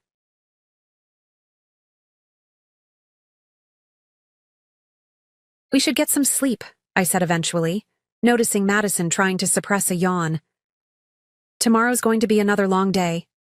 At the doorway, she paused, turning back to me. "Mom, Denver was wrong about us.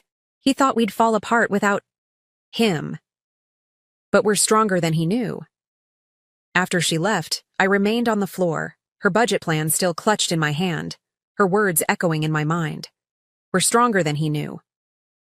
The simple declaration contained a profound truth I had been too consumed by crisis to recognize. Denver had calculated his escape with cold precision, counting on our dependency and helplessness. What he had failed to calculate was our capacity for resilience, for adaptation, for growth under pressure. He had underestimated Madison's intelligence and determination. He had underestimated my resourcefulness and courage. He had underestimated the fundamental strength of the bond between mother and children, a bond that, unlike his commitment, could not be severed by convenience or self-interest. As I finally prepared for bed, exhausted but somehow lighter than I had felt in days, I made a silent promise to myself and my children. Denver would not define our story. His betrayal was a chapter, not the conclusion. Whatever came next would be written not by his absence but by our presence, our determination, our love for each other, our refusal to be diminished by his abandonment. We were, indeed, stronger than he knew, and it was time we proved it, to ourselves, to the world, and eventually, perhaps, to the man who had so grievously underestimated the family he left behind. The morning after my breakdown, I woke with swollen eyes but a clearer mind. Madison's budget plan lay on my nightstand where I'd placed it before finally falling into an exhausted sleep. Looking at it in the cold light of morning, I was struck anew by her methodical approach to our crisis. The careful categories, the thoughtful allocations, the realistic assessment of our situation. In some ways, her plan was more coherent than my own scattered efforts had been. While I had been reacting, putting out the most immediate fires, negotiating with the most demanding creditors, Madison had been thinking systematically, creating a framework for longer-term stability. Out of the mouths of babes, indeed. The twins were already awake, their cheerful babble carrying through the baby monitor as they conversed in their cribs, blissfully unaware of the financial abyss we teetered on the edge of. Their resilience was different from Madison's, not conscious determination, but the simple, animal instinct of very young children to adapt to their circumstances, to find joy in the present moment, regardless of adult concerns. As I dressed for the day, I found myself drawing strength from both forms of resilience, Madison's clear-eyed problem-solving and the twins' untroubled embrace of each new day. They were all looking to me for stability, for guidance, for protection. I couldn't afford another collapse, no matter how justified or temporary. Downstairs, I found Madison already in the kitchen, laptop open on the table, a notebook and pen beside it. She was still in her pajamas, hair uncombed, but her expression was one of intense concentration. "Good morning," I said, moving to start the coffee maker. "You're up early." She glanced up briefly, offering a distracted smile. "I'm researching assistance programs like we talked about last night. There's a lot of information to sort through." The sight of her, so earnestly focused on helping our family, filled me with a complex mixture of pride, gratitude, and sadness. No 12-year-old should have to spend their morning researching financial assistance rather than texting friends or watching cartoons. But Madison had chosen this role, had actively sought ways to contribute to our survival.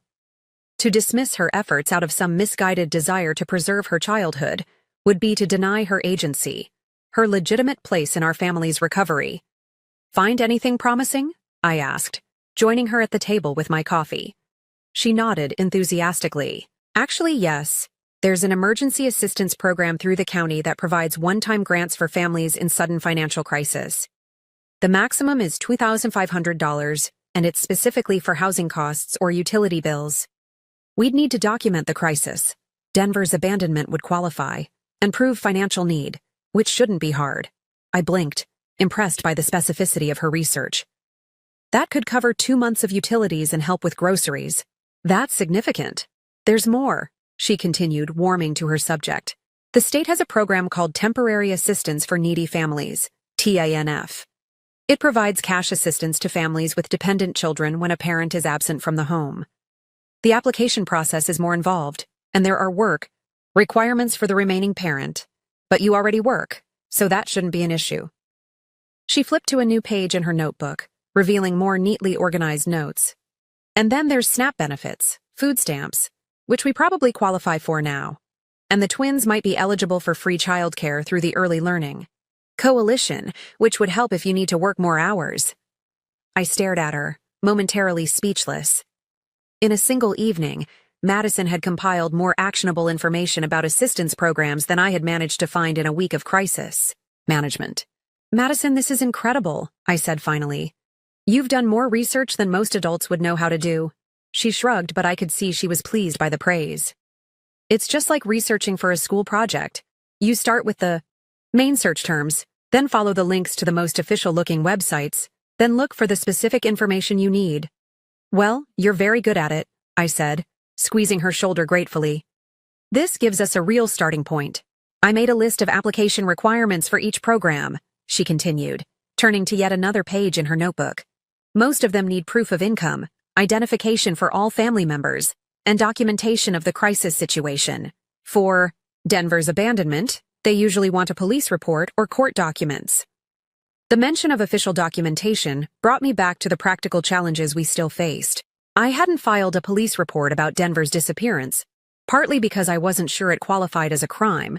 Adults are legally allowed to leave their families, however morally reprehensible the act might be, and partly because I'd been too overwhelmed by immediate financial concerns to add another task to my list. But Madison's research made it clear. Without formal documentation of Denver's abandonment, we would struggle to access many of the assistance programs that could help sustain us through this crisis. I should file a police report today, I said, thinking aloud. Not just for the assistance applications, but also to create an official record of when Denver left and the circumstances surrounding his departure. That could be important for any future legal proceedings. Like divorce? Madison asked, her tone deliberately neutral. I nodded, appreciating her directness.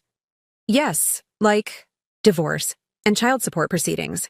Denver may have walked away from his responsibilities, but the law doesn't allow parents to simply abandon their financial obligations to their children. But how do we make him pay child support if we don't know where he is? Madison asked, zeroing in on the practical challenge with her usual precision. It was a question I had been grappling with myself. That's one of the reasons for filing a police report, I explained. It initiates an official process. If Denver has left the state or the country, there are still legal mechanisms to establish and enforce child support obligations. But we need to start with formal documentation of the abandonment. Madison nodded, accepting this explanation.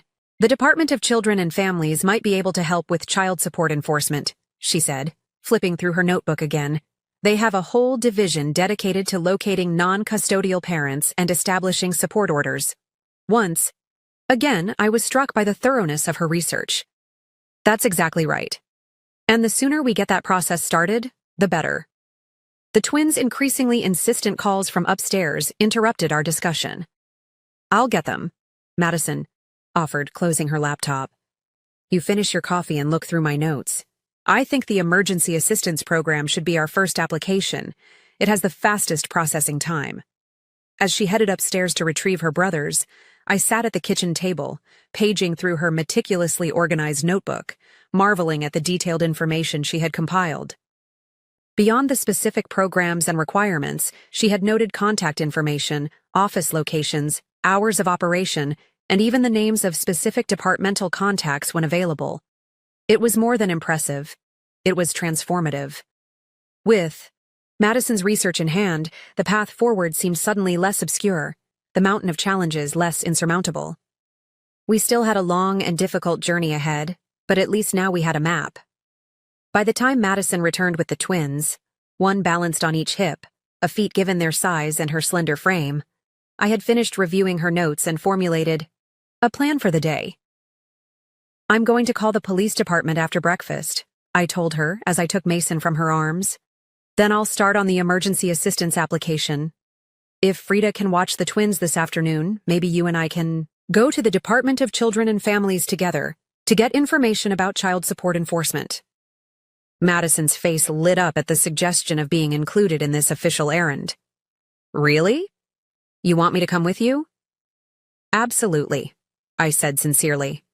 You've done the research. You understand the programs and requirements better than I do.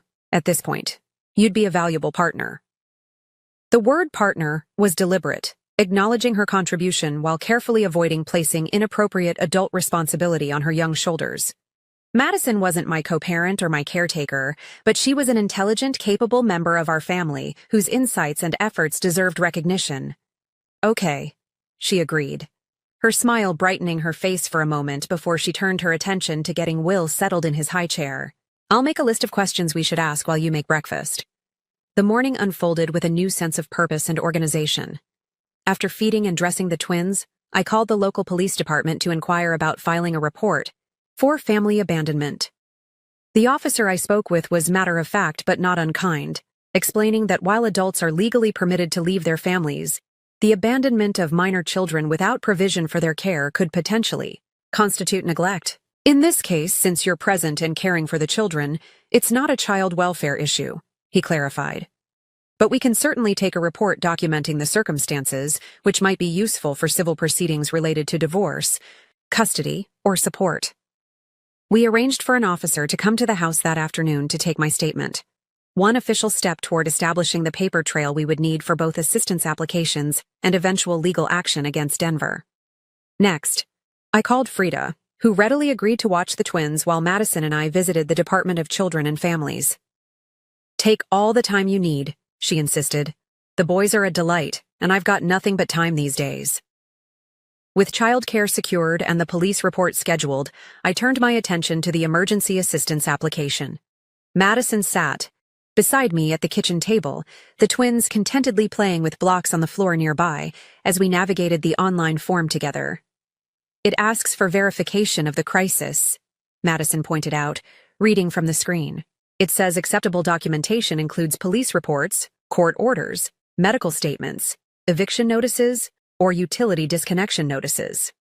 We'll have the police report by this afternoon, I noted, and I can upload the mortgage statement, showing the payment due next week, which we currently don't have funds to cover. Madison nodded approvingly. Perfect.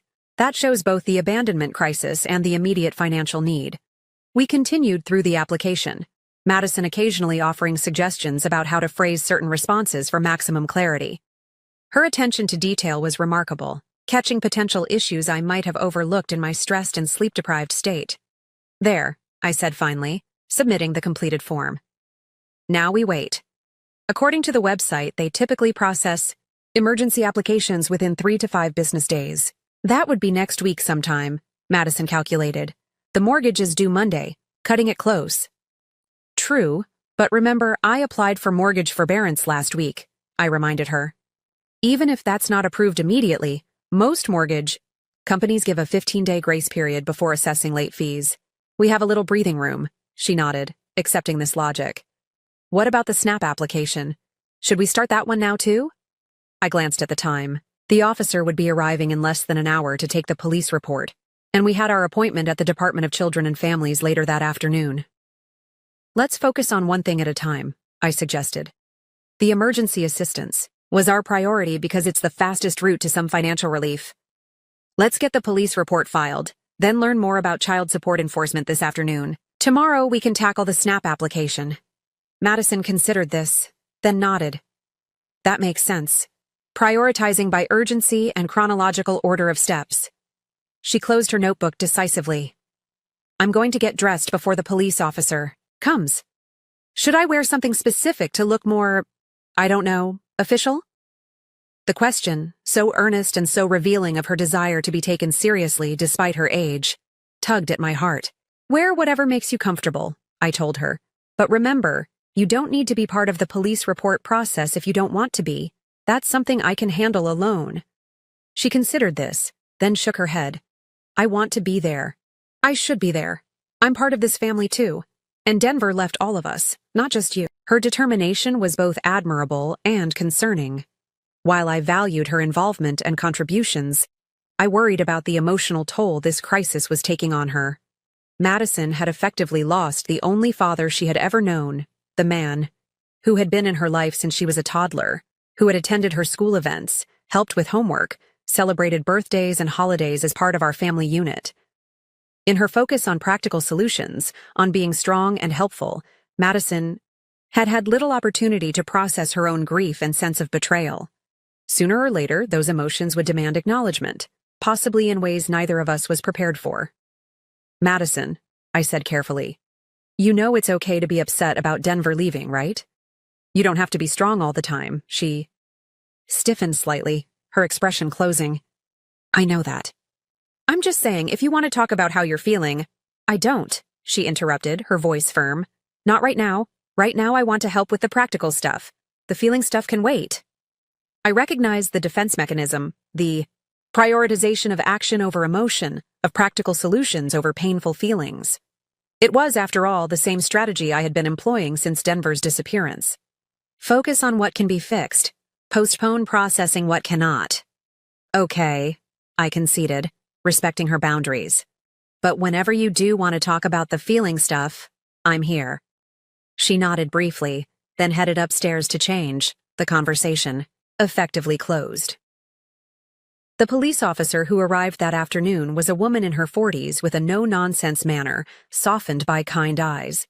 Officer Bernadette Mitchell introduced herself at the door, then followed me into the living room, where I had set up a folder containing Denver's goodbye letter, the financial notices, and other documentation of his abandonment.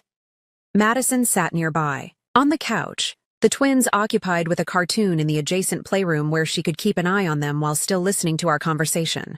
So you're reporting family abandonment, Officer Mitchell confirmed, opening her laptop. When exactly did your husband leave? Tuesday morning, May 15th, I replied. I woke up and he was gone. along with his suitcase and personal items. He left this note. I handed her Denver's letter, watching as she read it with professional detachment. "And these are the financial notices you mentioned on the phone?" she asked, gesturing to the stack of papers I had organized. I nodded, explaining each document, the fraudulent loan applications bearing what appeared to be my signature, the credit, card statements for accounts I had never seen, the empty savings account that had once contained our emergency fund, and the twins' college savings.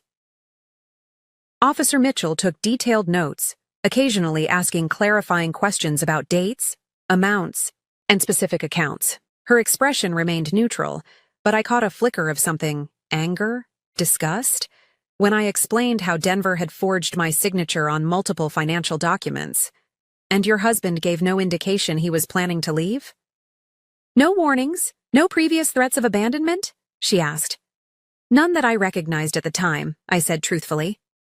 In retrospect, there were signs: increasing secretiveness about finances, more business trips, vague answers about our savings. But no, he never threatened to leave or expressed direct dissatisfaction with our marriage or family life. "The opposite, actually," Madison interjected from the couch. "He was always saying how lucky he was, how much he loved us. He bought the twins special presents for their birthday last month. He helped me with my science project 2 weeks before he left." Officer Mitchell turned toward Madison, her expression softening slightly. "And you are?" "Madison Carson," she replied with surprising composure. "I'm 12. Denver was my stepfather since I was 2. He's the only father I've ever known." The simple statement, delivered without obvious emotion but laden with unspoken hurt, seemed to strike Officer Mitchell particularly. She nodded, making another note in her report. "The planning involved here is considerable," she observed, turning back to me. "The financial maneuvers, the timing of his departure, the calculated nature of his goodbye note. This wasn't a heat-of-the-moment decision." "No," I agreed, the familiar anger rising again. "Denver planned this methodically, possibly for months. He created the maximum financial damage while ensuring his own clean escape. He knew exactly what he was doing." Officer Mitchell nodded, continuing to type. "And you have no idea where he might have gone? No family connections, friends, or locations he spoke about frequently?" I hesitated, considering. He mentioned his brother Evan living in Seattle, but they weren't close. At least that's what Denver told me. And he traveled to Las Vegas several times in the months before he left, supposedly for work. He had also shown interest in property in Costa Rica, but I thought it was just daydreaming about retirement someday. Madison's head snapped up at this last detail. "Costa Rica? You never mentioned that before." "It didn't seem important," I explained. "Just casual comments about beachfront property being a good investment. How wonderful it would be to retire, somewhere warm someday. Nothing that suggested immediate plans. Costa Rica is a popular destination for people looking to disappear," Officer Mitchell noted carefully. "Relatively low cost of living, beautiful scenery, and while it does have an extradition treaty with the U.S., enforcement can be complicated depending on the jurisdiction." Madison's expression sharpened with interest. "So he could be hiding there? To avoid consequences?" Officer Mitchell glanced at me, clearly weighing how to respond to a child's direct question about potentially criminal behavior. "It's one possibility, among many," she said diplomatically. "Your stepfather could be anywhere at this point. What's important is documenting his abandonment and the financial situation he left behind, which is what we're doing today." She returned to her questions, gathering additional details about Denver's employment, our financial accounts, and the specific circumstances of his departure. Throughout the interview, Madison remained attentive, occasionally offering details. I had forgotten or clarifying timeline issues when my recollection faltered. "You have a good memory," Officer Mitchell commented to her at one point. "That's helpful in situations like this." Madison straightened slightly at the professional acknowledgement. "I pay attention to details," she said simply, "and I remember important things." By the time Officer Mitchell finished taking our statement, nearly 2 hours had passed. She reviewed the report with me, confirming key details and ensuring all relevant information had been captured. "I'll file this today," she promised, closing her laptop. "You'll receive a copy by email for your records, which you can use for assistance applications, legal proceedings, or other official purposes. The report number is here. She handed me a card with the information written on it. What happens? Next? Madison asked from the couch. Will the police look for Denver? Officer Mitchell considered her response carefully. This is primarily a civil matter rather than a criminal one, she explained. Adults are legally permitted to leave their families, however morally questionable that choice might be. The financial aspects, the loans taken out in your mother's name without her knowledge, could potentially involve criminal fraud, but that would require a separate investigation and formal charges. So no one's going to look for him? Madison pressed, a hint of indignation in her voice. The abandonment itself isn't a crime, Officer Mitchell clarified gently. But this report establishes an official record of what happened, when it happened, and the circumstances involved. That's valuable for the civil processes that will follow: divorce proceedings, child support enforcement, financial recovery, efforts. She turned to me, her expression professionally compassionate. I would strongly encourage you to consult with a family law attorney as soon as possible. The abandonment and financial fraud aspects of your situation will require specialized legal guidance. I know, I acknowledged. That's on my list, as soon as I can figure out how to pay for legal representation. Many family law attorneys offer free initial consultations, Officer Mitchell suggested, and legal aid provides services for low-income individuals facing situations like yours. I can provide some contact information before I leave. This small kindness, the offering of specific actionable resources rather than vague sympathy, was exactly what I needed. That would be very helpful, I said gratefully. Thank you. As Officer Mitchell prepared to leave, she paused at the door, lowering her voice slightly. Off the record, I've seen cases like this before. Men who walk away from their responsibilities, who think they can simply disappear and leave their families to deal with the fallout. They usually make mistakes. They contact old friends, use credit cards, leave digital footprints. And when they do, there are consequences. She glanced toward Madison, who was now helping the twins clean up their toys in the playroom. Your daughter is remarkably composed and resourceful. Don't underestimate what she's capable of. Sometimes the key to solving these situations comes from unexpected sources. With that cryptic but encouraging observation, Officer Mitchell departed, leaving me with a case number, contact information for legal resources, and a strange new sense of momentum. The police report wouldn't directly solve our financial crisis or locate Denver, but it represented the first official acknowledgement of our situation, the first concrete step toward whatever justice might eventually be possible. As I closed the door behind Officer Mitchell, Madison emerged from the playroom, the twins trailing behind her. What did she mean about me being resourceful? She asked, making it clear she had overheard the officer's parting comments.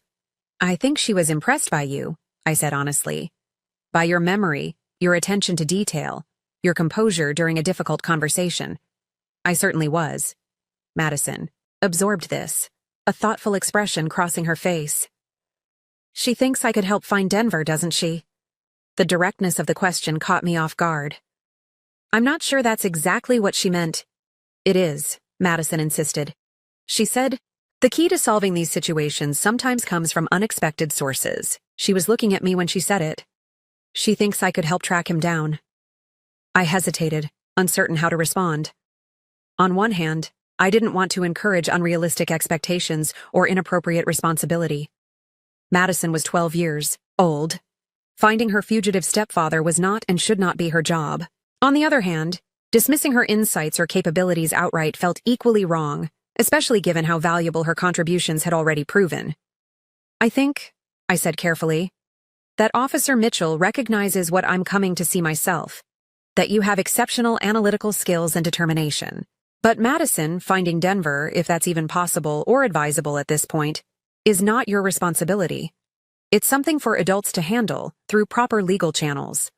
Madison studied me for a long moment, her expression unreadable. Then she simply nodded, neither agreeing nor disagreeing, before turning her attention back to the twins. We should get ready for our appointment at the Department of Children and Families, she said, effectively changing the subject. It's in an hour, and we still need to get the twins ready for Frida. I let the matter drop, recognizing that pushing further would only entrench whatever private thoughts Madison was harboring. But as I helped gather supplies for the twins' afternoon with Frida, I couldn't shake Officer Mitchell's parting words or Madison's keen interest in them. The seed of an idea had been planted in my daughter's mind, a dangerous, intriguing possibility that I suspected would not be easily dismissed. Frida arrived promptly at 1:30 p.m., greeting the twins with the warm enthusiasm of a grandmother delighted by unexpected time with her grandchildren. "We're going to have a wonderful afternoon," she assured them, already pulling small toys from her bag that she'd brought specifically for their entertainment. "Maybe we'll bake cookies if your mama says it's okay." "That would be fine," I agreed, grateful beyond words for her kindness. "There's milk in the fridge and their favorite cups are in the lower cabinet. They usually nap around 3, but they might skip it today with all the excitement." Frida waved away my instructions good-naturedly. "We'll be just fine. You and Madison take care of your business without worrying about these little ones. We'll have a grand time, won't we, boys?" Mason nodded enthusiastically, already captivated by the colorful spinning top Frida had produced from her seemingly magical bag. Will, slightly more cautious, remained by my side until I assured him I would return soon. "Be good for Frida," I told them, kissing each tousled head. "Mama and Madison will be back before dinner." As Madison and I drove to the Department of Children and Families office, I was struck by her unusually quiet demeanor. Typically buzzing with observations or questions, she sat silently in the passenger seat, staring out the window with an intensity that suggested her mind was working through complicated problems. "Everything okay?" I asked finally, breaking the silence. "You're very quiet." She turned toward me, her expression serious. "I'm thinking about what Officer Mitchell said, about Denver making mistakes that could help us find him." I sighed internally, having hoped the subject was temporarily set aside. "Madison, finding Denver isn't our immediate priority.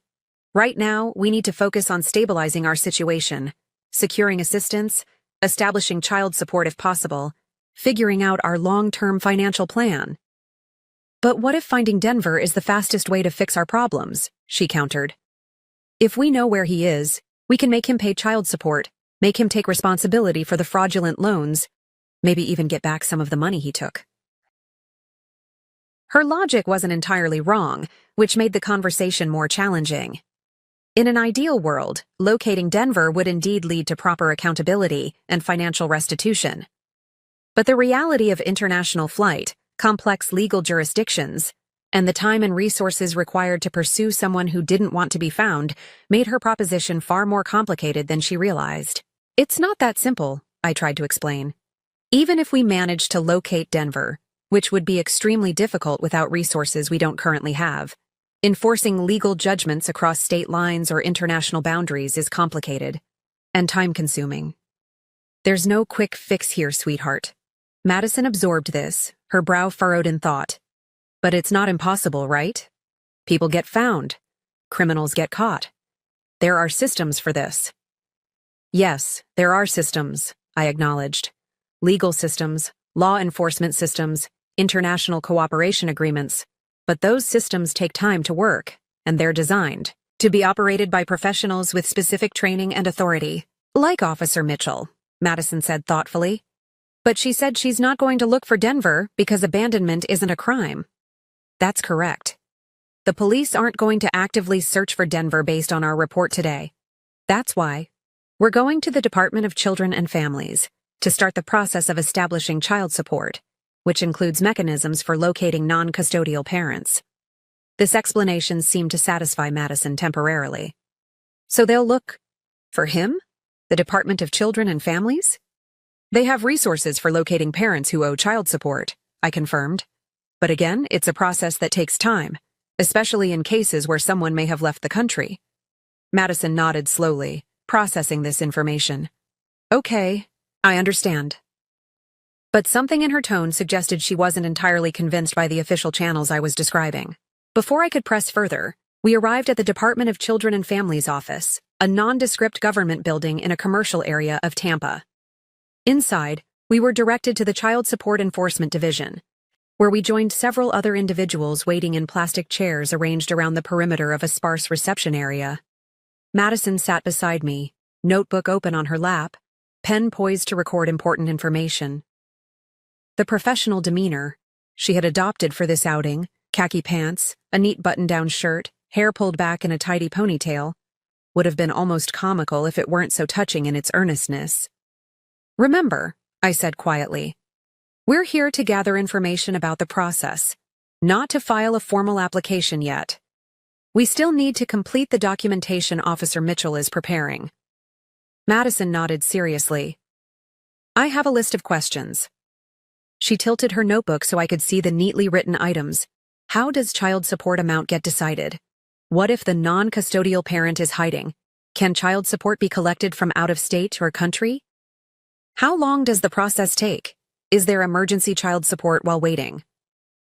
Her thoroughness continued to impress me. These were exactly the questions we needed answered, framed with a clarity many adults would struggle to achieve. After a 30-minute wait, we were called to a small office where a caseworker named Polly Harris greeted us with efficient professionalism. She was a woman in her 50s with salt and pepper hair and reading glasses perched on a chain around her neck, the kind, a veteran civil servant who had likely seen every possible family situation in her career. "I understand you're seeking information about establishing child support for children whose father has abandoned the family," she said, consulting the intake form I had completed upon arrival. 3 minor children. Is that correct? "Yes," I confirmed.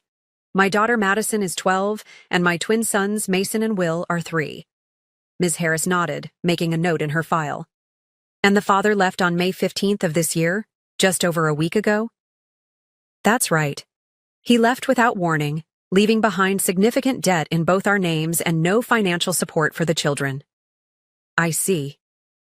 Ms. Harris's expression remained neutral, though I detected a hint of familiar weariness, the resignation of someone who had heard similar stories too many times. "Have you filed for divorce?" "Not yet," I admitted. "I've been focused on immediate financial survival first, but I have filed a police report documenting the abandonment, which I'm told can be used to initiate child support proceedings even without a divorce filing." "That's correct," Ms. Harris confirmed. "Child support and divorce are separate legal matters, though they often proceed concurrently.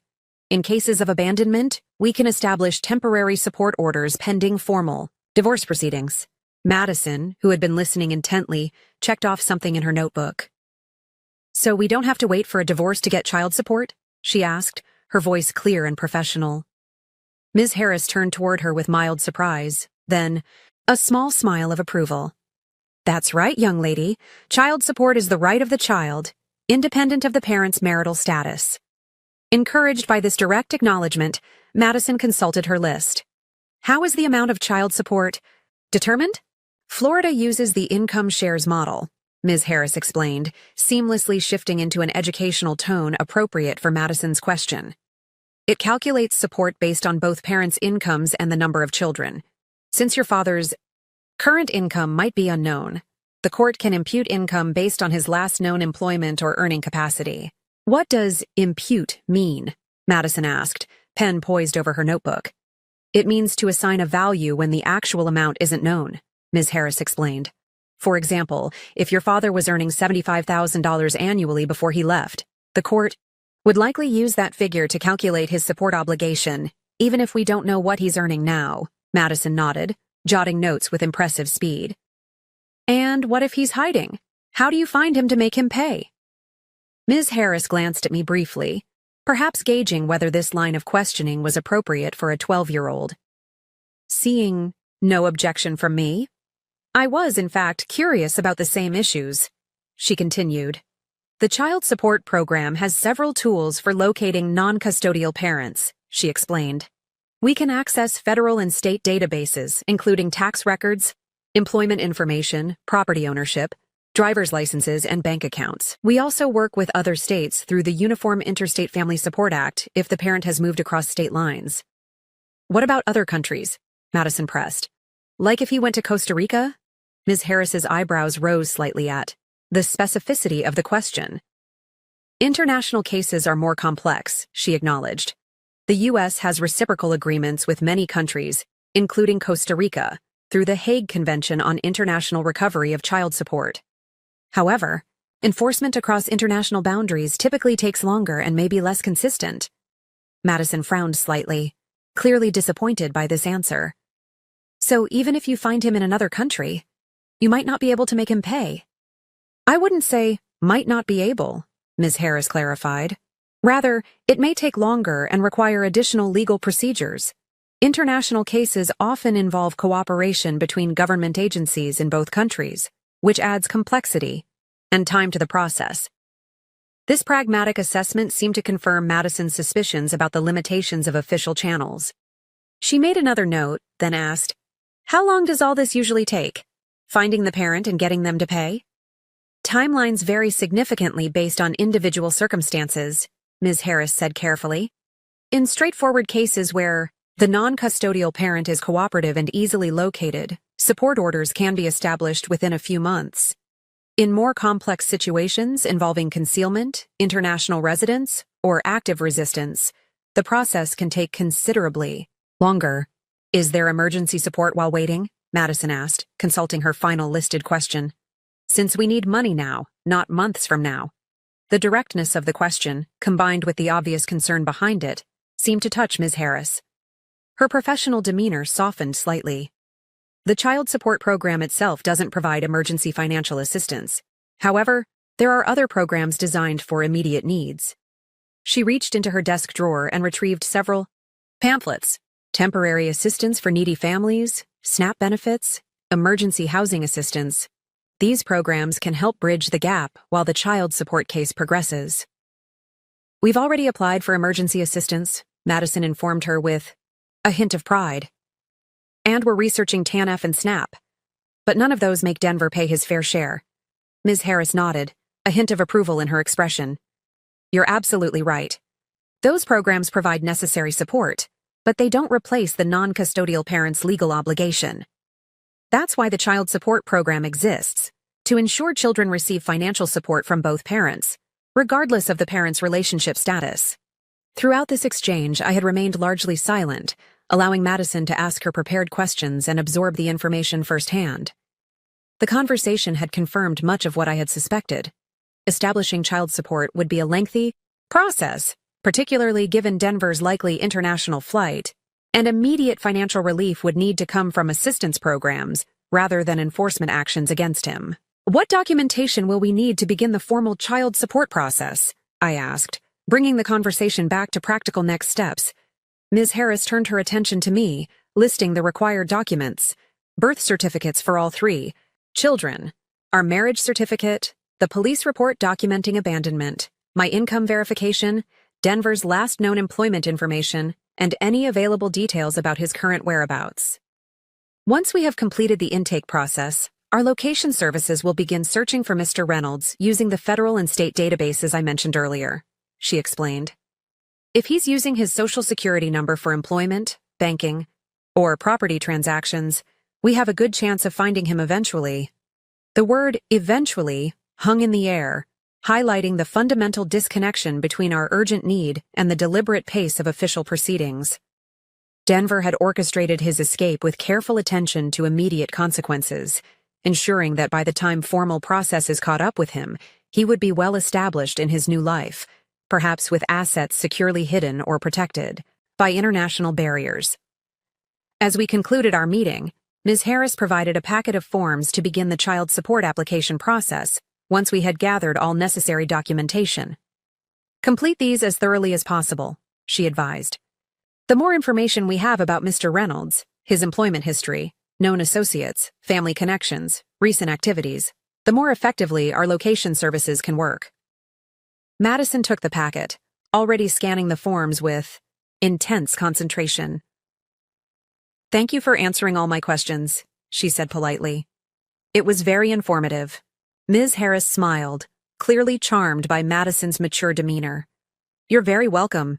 It's refreshing to see a young person so engaged in understanding these processes. Many adults find them overwhelming."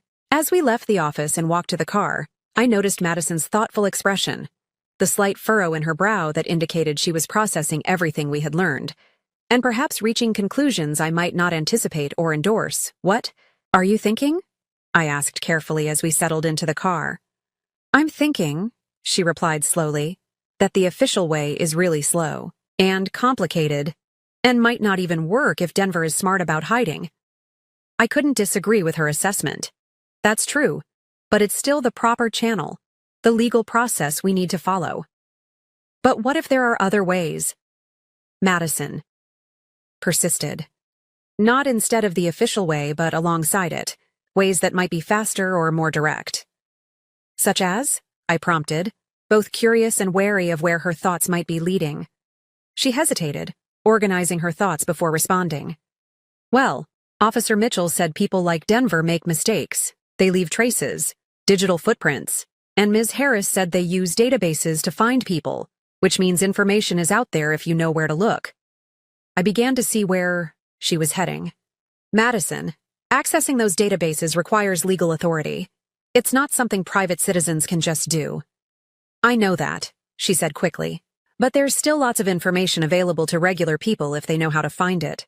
Public records, social media, online directories. She paused, then added with careful emphasis. Detective Polly uses those all the time to find people who don't want to be found. Detective Polly is a fictional character, I reminded her gently. And even in those shows, real investigation involves resources, expertise, and legal authority we don't have. Madison nodded, acknowledging this point without conceding her larger argument. But we have something the official investigators don't, she countered. We know Denver, really know him. His habits, his preferences, his patterns. That's valuable information for finding someone. She wasn't wrong. Personal knowledge could indeed provide insights that formal systems might miss. But the gap between recognizing that advantage and effectively leveraging it to locate someone deliberately hiding seemed vast, particularly for a 12-year-old girl and her overwhelmed mother. Let's focus on the steps we can definitely take, I suggested, starting the car. Completing the assistance applications, gathering documentation for the child support process, following the established procedures. If other opportunities present themselves along the way, we can evaluate them then. Madison didn't protest this practical approach, but the determined set of her jaw told me our conversation had not changed her thinking. She had identified a problem, the slow, uncertain nature of official processes, and had begun formulating alternative solutions, just as she had with her budget plan and assistance program research. As we drove home, I found myself both concerned about and impressed by my daughter's tenacity. Her refusal to accept helplessness, her insistence on finding active solutions rather than passive acceptance, mirrored qualities I needed to cultivate in myself if we were to survive this crisis. What I didn't yet realize was just how effective Madison's determination would prove to be, or how her unorthodox approach to finding Denver would ultimately change the trajectory of our family's recovery in ways I couldn't have imagined. When we arrived home, Frida greeted us with freshly baked cookies and twin boys sticky with chocolate, but beaming with happiness. We had a wonderful afternoon, she assured me. These boys are absolute delights. Thank you so much for watching them, I said sincerely. I don't know what we would have done without your help today. Any time, Frida insisted. Truly. My house is too quiet these days. Having little ones around is good for my soul. As she prepared to leave, she pressed a folded piece of paper into my hand. A few names and numbers, she explained quietly, while Madison helped the twins wash their hands in the kitchen. Friends of mine who might be useful to you. Polly knows family law, retired now but still connected. Bernadette works at the credit union, understands financial hardship programs. And Douglas has experience tracing missing persons. His son disappeared for a time during a custody dispute. I stared at her, momentarily speechless. Frida, Thank you. This is incredibly thoughtful. She patted my hand, her expression kind but resolute. Communities take care of their own, dear. Denver may have abandoned his responsibilities, but the rest of us understand what it means to be there for one another. Don't hesitate to call on any of them. They're expecting to hear from you. After Frida left, I studied the list she had provided. Each name included not just a phone number, but a brief note about specific ways they might be able to help. Legal advice, financial counseling, credit repair strategies, investigative techniques. It was essentially a support network I hadn't known existed, activated by Frida's compassion and community connections. "What's that?" Madison asked, coming into the living room after settling the twins with their toys. I handed her the list, watching as her eyes widened with recognition of its significance. "Frida knows people who can help us," she said, immediately grasping the value of these connections. "Real people with real skills, not just government programs." "Yes," I agreed. "It seems we have more resources than I realized." Madison studied the list with particular interest in Douglas Winters, the contact with experience tracing missing persons. "We should call him," she said decisively. "Today, if possible." The eagerness in her voice gave me pause. While I appreciated her initiative, I worried about her growing fixation on finding Denver, a focus that seemed to be taking precedence over processing her own feelings about his abandonment. "Madison," I said carefully, "I understand why finding Denver seems like the most important goal right now, but it's also important that we deal with our feelings about what he did, especially you. He was your father figure for 10 years, and then he just left. That's a profound betrayal, one that deserves to be acknowledged." She stiffened, her expression closing as it had earlier when I'd attempted to discuss her emotions. "I don't want to talk about feelings," she said flatly. "I want to take action. Feelings don't pay bills or find missing stepfathers." "No, but suppressing them doesn't make them go away either," I pointed out gently. "They just come out in other ways, sometimes when we least expect it." Madison's face flushed, a rare sign that I had touched a nerve. "I'm not suppressing anything," she insisted. "I'm choosing to focus on solutions instead of sitting around feeling sad or angry. Isn't that what you're doing too? Making calls? Filling out applications? Meeting with officials instead of just crying about Denver leaving?" Her observation hit uncomfortably close to home.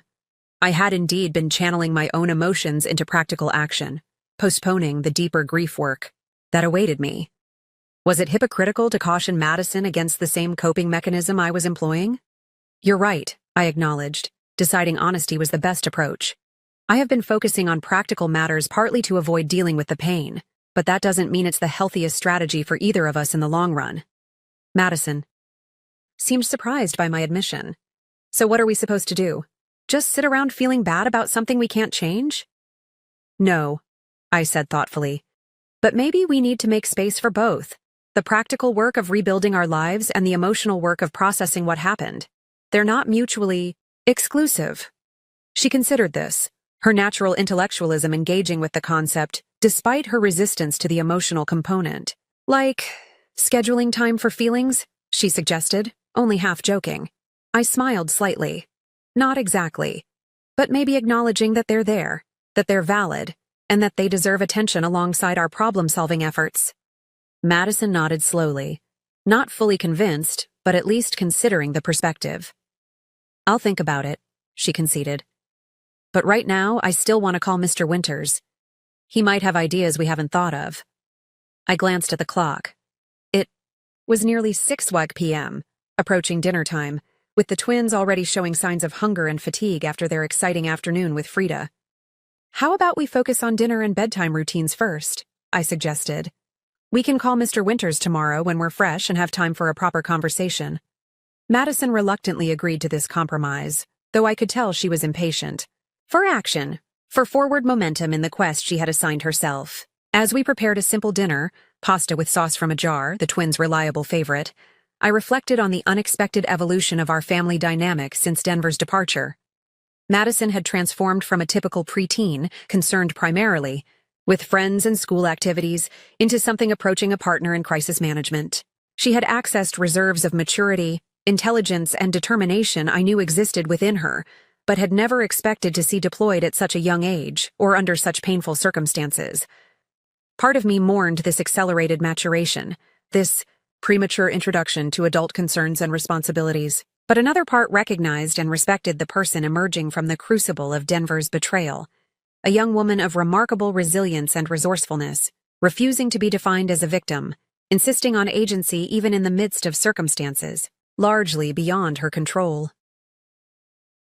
As we sat down to dinner, the twins chattering happily about their adventures with Frida, Madison quietly organizing the child support program packet beside her plate.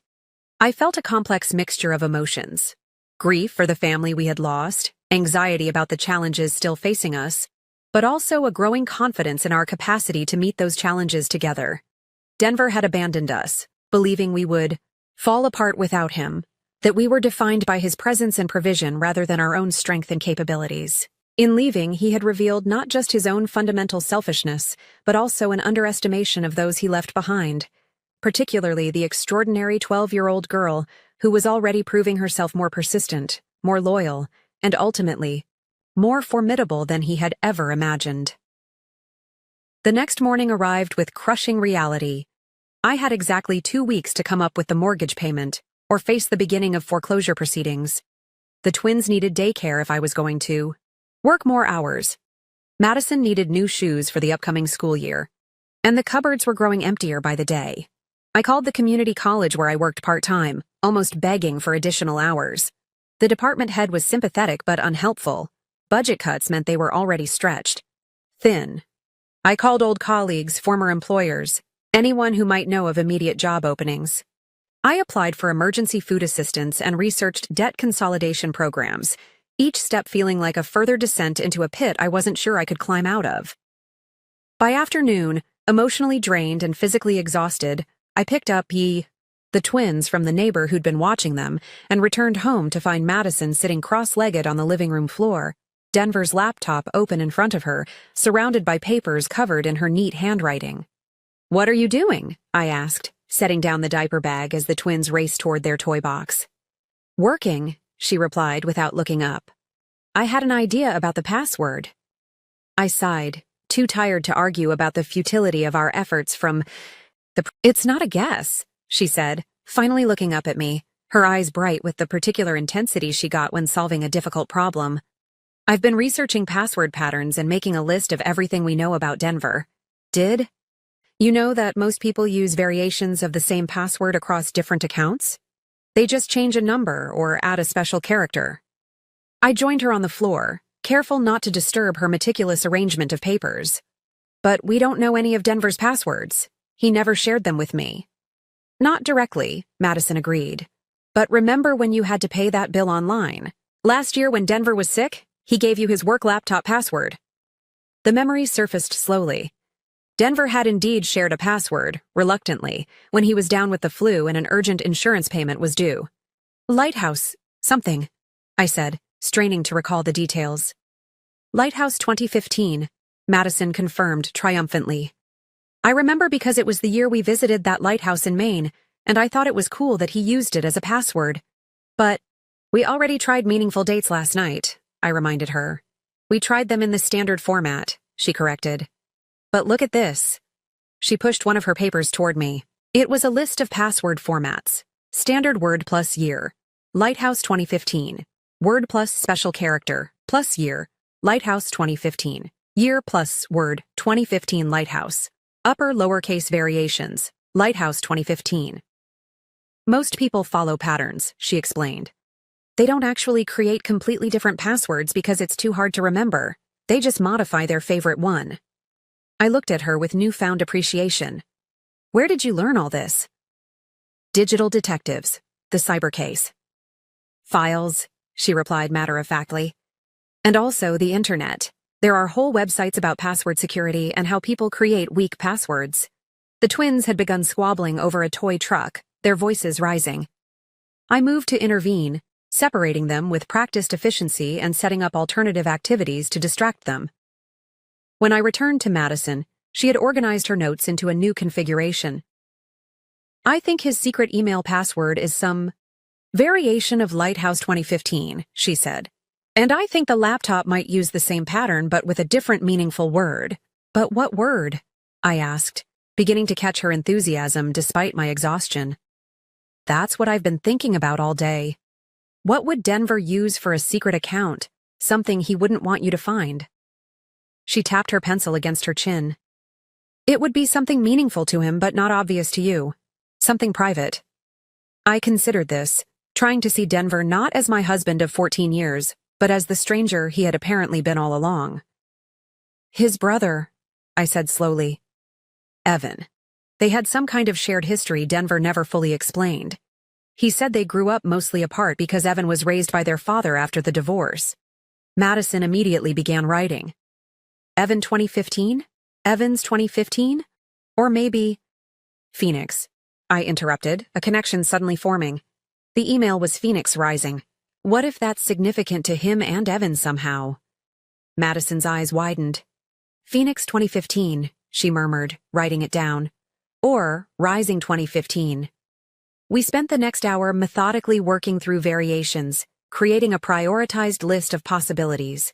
The twins, thankfully, had settled into parallel play, occasionally bringing toys for my inspection, but generally content in their own world. As the afternoon waned, Madison sat back, surveying our work. I think Phoenix 2015 is our best guess, she said finally. It connects to the email address, it follows his pattern, and it's meaningful but not obvious. I looked at the laptop, anxiety coiling in my stomach. If we're wrong, we lose access. Forever. If we don't try, we have nothing, Madison countered. And Denver wins. Her framing struck me. In my grief and shock, I'd been thinking of our situation as a tragedy, a cruel twist of fate. Madison saw it differently, as a challenge, a puzzle to be solved, a wrong to be righted. Her perspective wasn't just refreshing, it was empowering. Okay, I said, taking a deep breath. Phoenix 2015 it is. Madison gently pushed the laptop toward me. You should do it. You're the grown-up. I hesitated, then shook my head. This was your idea, your research. You should do the honors. Pride flickered across her face as she pulled the laptop closer. With careful precision, she typed in the password, her finger hovering over the enter key. Ready? I nodded, holding my breath. She pressed enter. For a moment, nothing happened. The cursor spun, processing. Then, miraculously, the screen changed, revealing Denver's desktop. You did it, I whispered, hardly daring to believe our success. Madison's face split into a triumphant grin. We did it, she corrected, bumping her, shoulder against mine in a rare display of preteen affection. The desktop was surprisingly sparse. Just a few icons and folders with nondescript names like projects and documents. I was momentarily disappointed, having expected some obvious smoking gun, some folder labeled Secret Life or Escape. Plans. Madison, however, was already moving, opening the browser history. Look at this, she said, pointing to a pattern of visits to real estate websites focused on Costa Rica. He was really serious about Costa Rica, I murmured, leaning closer. Not just browsing, Madison said, clicking through to reveal saved searches and favorited properties. He was researching specific areas, tax implications, residency requirements. This wasn't daydreaming, Mom. This was planning. She navigated to the Downloads folder next, revealing a trove of PDFs. Expatriate banking options, Costa Rica permanent residency guide, starting a business abroad. The evidence of Denver's intentions was overwhelming and undeniable. He was planning to leave for months, I said, the reality sinking in with renewed force. Maybe even since the twins were born. Madison nodded grimly, continuing her methodical exploration of the laptop's contents. She opened the email application next, revealing the account we'd speculated about. PhoenixRisingEggmail.com. The inbox was a goldmine.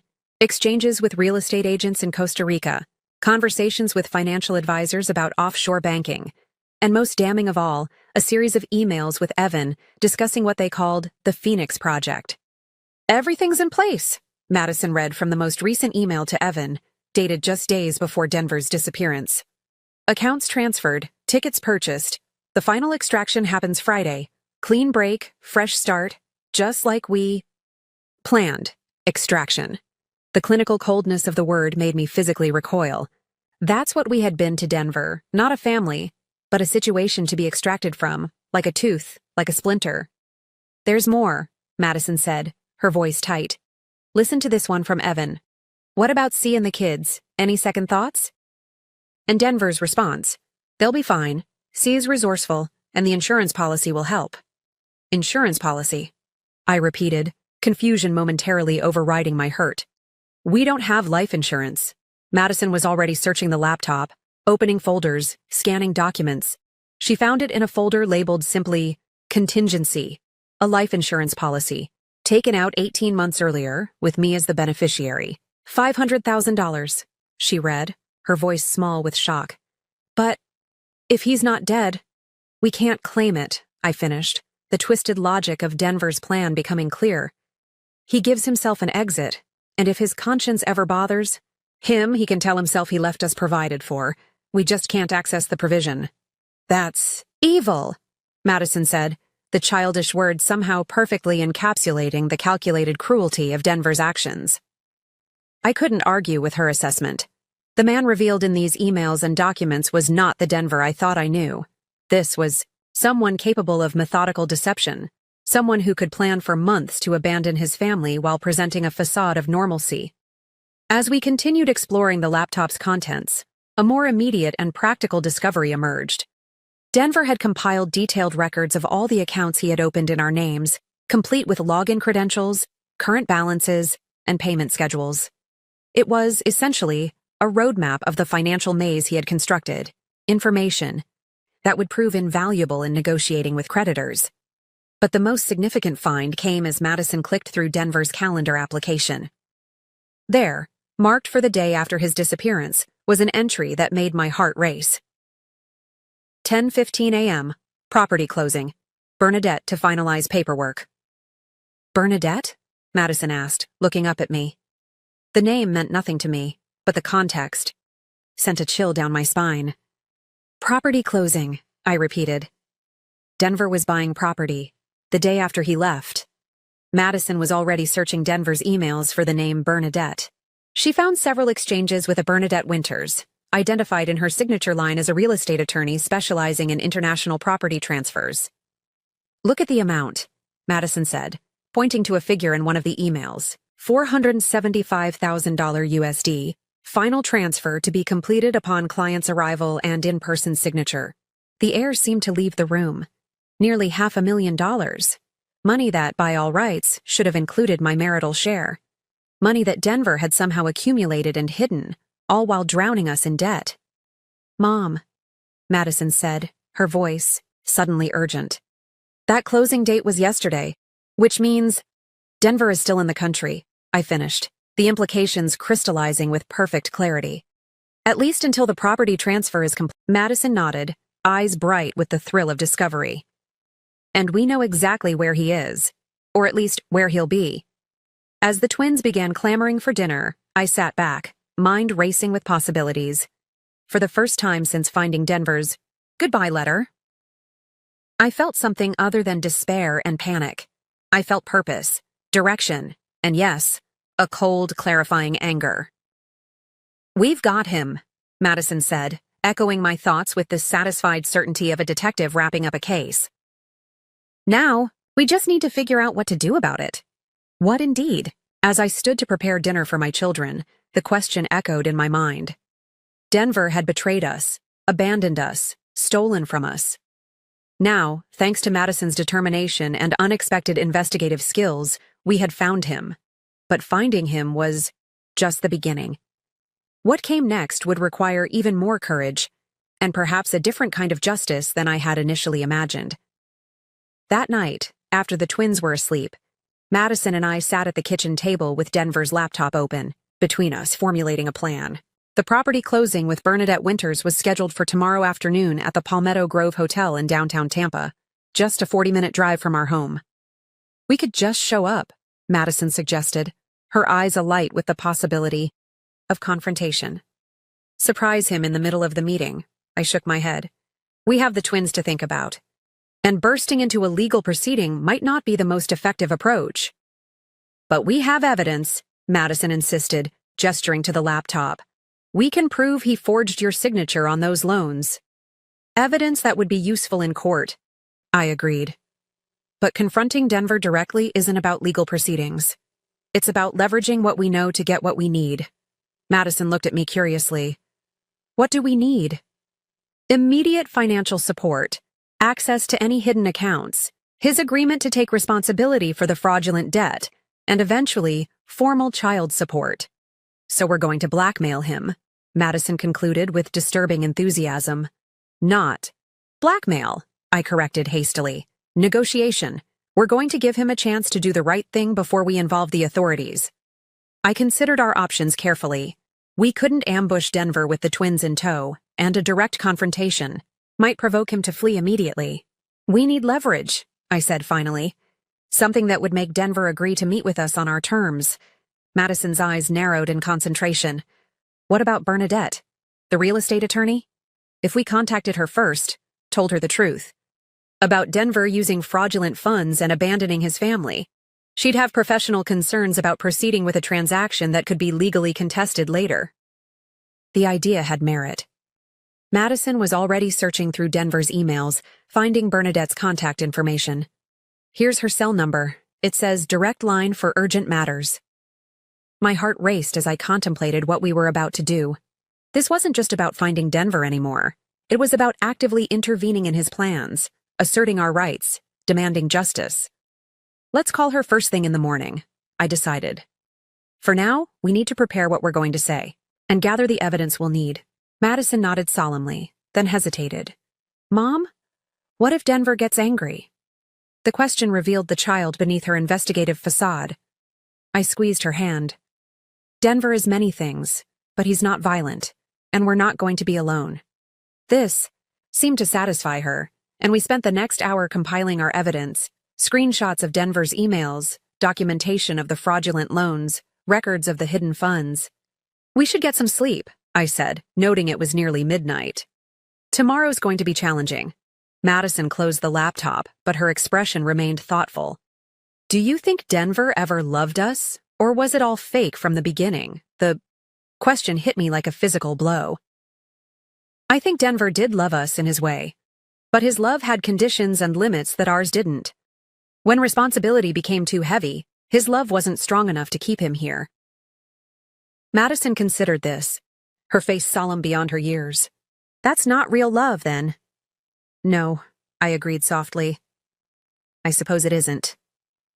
Morning arrived with a clarity of purpose I hadn't felt since Denver's disappearance. I called Frida, explaining that I had an urgent legal matter to address and needed someone to watch the twins for a few hours. She agreed without hesitation. With the twins taken care of, Madison and I sat at the kitchen table, my phone on speaker between us, and called Bernadette Winters. She answered on the third ring, her voice brisk and professional. Bernadette Winters, speaking. Ms. Winters, my name is Colleen Reynolds, I began, my voice steadier than I expected. I believe you're handling a property closing today for my husband, Denver Reynolds. There was a brief pause. I don't discuss client matters with third parties, Mrs. Reynolds. My husband has abandoned me and our 3 children, I interrupted. He's left us with over $50,000 in fraudulent debt, and he's attempting to transfer funds that legally include my marital share. I have evidence of all of this, which I'll be sharing with the authorities. Another pause, longer this time. Mrs. Reynolds, these are serious allegations. They are, I agreed, and they could potentially complicate your transaction today, creating liability issues for your firm. Or we could resolve this directly, without involving police or the bar association. Madison gave me a thumbs up, clearly impressed by my firm approach. What exactly are you proposing? Bernadette asked, her tone now cautious. A meeting. Today, before the closing. Just Denver, myself, and my daughter. You're welcome to be present as a witness. Your daughter? She repeated, sounding confused. Yes, my 12-year-old daughter. The one who tracked Denver down when he thought he'd disappeared without a trace. I allowed a hint of pride to enter my voice. The line went silent. When Bernadette spoke again, her voice had changed. I'll speak with Mr. Reynolds. If what you're saying is true, it would indeed be in everyone's best interest to resolve this privately. I'll email you the evidence, I said. That would be helpful, she acknowledged. I'll call you back within the hour. As the call ended, Madison let out a whoop of triumph. She totally believed you. Let's not celebrate yet, I cautioned. Denver could still refuse to meet with us. Then she'll know he's hiding something, Madison pointed out. And she might not want to proceed with the closing. She was right. We had created a situation where Denver would face consequences whether he agreed to meet us or not. I quickly compiled the most compelling evidence from Denver's laptop and sent it to Bernadette's email. Then we waited. 45 minutes later, my phone rang. Madison grabbed my hand, squeezing tight as I answered. Mrs. Reynolds. Bernadette's voice was cool and measured. I've spoken with your husband. He's agreed to meet with you at noon today, in a private dining room at the Palmetto Grove. I'll be present to ensure the discussion remains civil. Relief flooded through me. Thank you, Ms. Winters. We'll be there. One more thing, she added. After reviewing the materials you sent, I've advised Mr. Reynolds that I cannot in good conscience proceed with the closing until these matters are resolved. My ethical obligations as an attorney require nothing less. As the call ended, Madison and I looked at each other in stunned silence before breaking into enormous grins. We did it, Madison whispered, awe in her voice. Part 1, I reminded her. We still have to face Denver and get him to agree to our terms. Madison's expression hardened with determination. He will. We have the evidence, the leverage, and the truth. He's got nothing but lies. The Palmetto Grove Hotel stood like a gleaming monument to luxury in downtown Tampa. As Madison and I walked through the revolving doors into the marble-floored lobby, I felt acutely out of place in my sensible blouse and slacks. Madison, however, seemed entirely unfazed. She had insisted on dressing professionally for the meeting, wearing her navy blue school uniform skirt with a crisp white button-down shirt. She carried a folder containing printed copies of our evidence, clutching it to her chest like a shield. Remember, the plan, I murmured as we approached the reception desk. Let me do most of the talking. Stay calm, no matter what Denver says. Madison nodded, her expression serious. I know, Mom. I won't lose my cool. As we rode the elevator up, my stomach churned with anxiety, anger, and lingering hurt. I was about to face the man who had betrayed me in the most profound way possible. You okay? Madison asked, noticing my shaking hands. Just nervous, I admitted. It's been a week since I've seen him. He's the one who should be nervous, she replied with conviction. Not you. The elevator doors opened onto a hushed corridor. A tall woman in an impeccable charcoal suit stood waiting. Mrs. Reynolds? She asked, extending her hand. Bernadette Winters. Thank you for coming. Her handshake was firm, her gaze direct and assessing. She looked down at Madison with a raised eyebrow. This is my daughter, Madison, I explained. She's an integral part of this discussion. Bernadette nodded. Your husband is waiting inside. I've explained that I cannot proceed with the property transfer until these allegations are addressed. They're not allegations, Madison said quietly. They're facts. We have proof. Bernadette studied her for a moment, then inclined her head. Slightly. Then let's proceed. She opened the door to reveal a small, elegant dining room with a polished oak table at its center. And there, standing by the window with his back to us, was Denver. He turned as we entered, and the sight of him hit me like a physical blow. He looked exactly the same. The same sandy hair, the same blue eyes, the same slight smile that had once made my heart skip a beat. Colleen, he said, his voice carefully controlled. I see you brought Madison. His eyes flickered to our daughter, and something passed across his face. Discomfort, guilt, perhaps even fear. She deserves to hear this as much as I do, I replied, keeping my voice steady. She's the one who found you, after all. Denver's eyebrows rose slightly. Found me? I wasn't hiding. Really?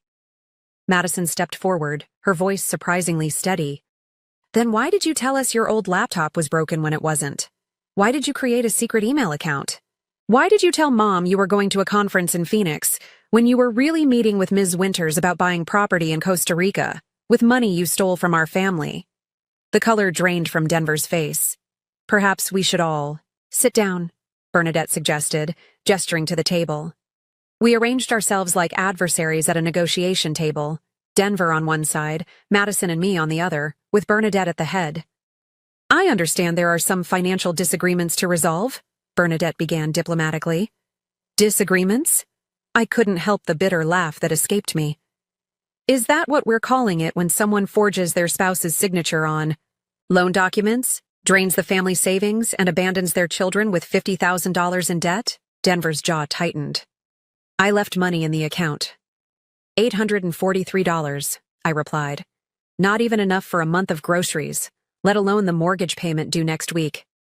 I was going to send more, he insisted, not meeting my eyes. Once I was settled. After you bought your villa in Costa Rica? Madison interjected. With the $500,000 you hid from us? The money that legally belongs partly to Mom? Denver's eyes narrowed as he stared at his daughter. How do you know about— We know everything, I cut in, opening the folder Madison had brought and spreading documents across the table. The fraudulent loans, the secret bank accounts, the property purchase, your Phoenix project with Evan. We have the emails, Denver. We have it all. His face went ashen as he looked at the printed evidence of his betrayal. You hacked my accounts, he said weakly. Madison gave him a withering look. We didn't hack anything. You left your laptop at home, the one you said was broken. Turns out it works just fine. Denver ran a hand through his hair, a gesture of frustration I'd seen countless times during our marriage. Look, this isn't how I wanted things to go.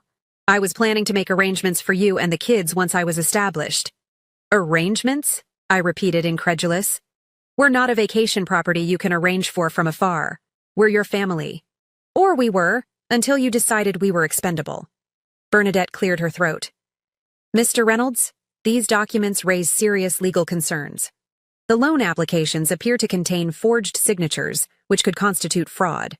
And the movement of marital assets without disclosure or consent has implications for both the property transfer and potential divorce proceedings. Denver's expression hardened. I earned that money. I worked 60-hour weeks for years. While I raised our children, I shot back. While I put my career on hold to support yours. That makes it our money, Denver, not just yours. What do you want? He asked bluntly, looking between us. Why are you really here? I took a deep breath. We want what's rightfully ours. Financial support for your children. Your agreement to take responsibility for the fraudulent debt. And a portion of the assets you've hidden. Or what? He challenged. You'll go to the police? Create a public scandal? Drag the kids through a messy legal battle? Is that really what you want, Colleen? His attempt to intimidate me might have worked a week ago. But now, seeing the calculating look in his eyes, I felt nothing but a cold clarity. What I want, I said evenly, is for my children to be secure. What I want is for the man who promised to protect them to live up to at least that much of his responsibility. But if you're asking what I'll do if you refuse? I leaned forward, meeting his gaze directly. Everything necessary. Madison slid another document across the table, a draft police report I'd prepared, detailing Denver's financial fraud. We're not bluffing, she said simply. Denver stared at the document, then at his 12-year-old daughter, as if seeing her. The attorney hesitated, glancing at me for confirmation. I nodded.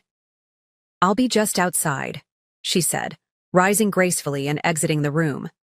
When the door closed behind her, Denver's carefully constructed facade crumbled. His shoulders slumped, and when he spoke, his voice was hollow. I never meant to hurt you, he said, not looking at either of us. Or the boys. I couldn't breathe anymore. The responsibility, the routine, the endless demands. It was suffocating me. So you decided to suffocate us instead, Madison observed, her voice quiet but cutting. With debt and lies. Denver winced. It wasn't like that.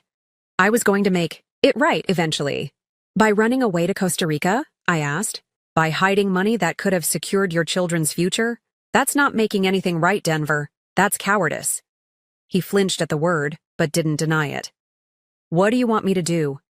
I slid a document across the table. A proposal. I'd stayed up late preparing, outlining terms that would allow Denver his freedom while ensuring our family's security. Sign over half the money from your Phoenix project fund, I said. Take responsibility for the fraudulent loans, set up a proper child support arrangement for the twins, and transfer the title of the house to me. Denver's eyes widened as he scanned the document. That's almost everything. No, I corrected him. That's less than you owe us legally and morally, but it's enough for us to rebuild our lives after you destroyed them. A muscle twitched in his jaw as he considered the proposal, weighing the Cost of agreeing against the consequences of refusal. And if I sign this, you won't go to the police? He asked finally. If you sign it and follow through, I clarified. This isn't just about your signature, Denver. It's about actual support for your children. He looked at Madison, who was watching him with unwavering eyes.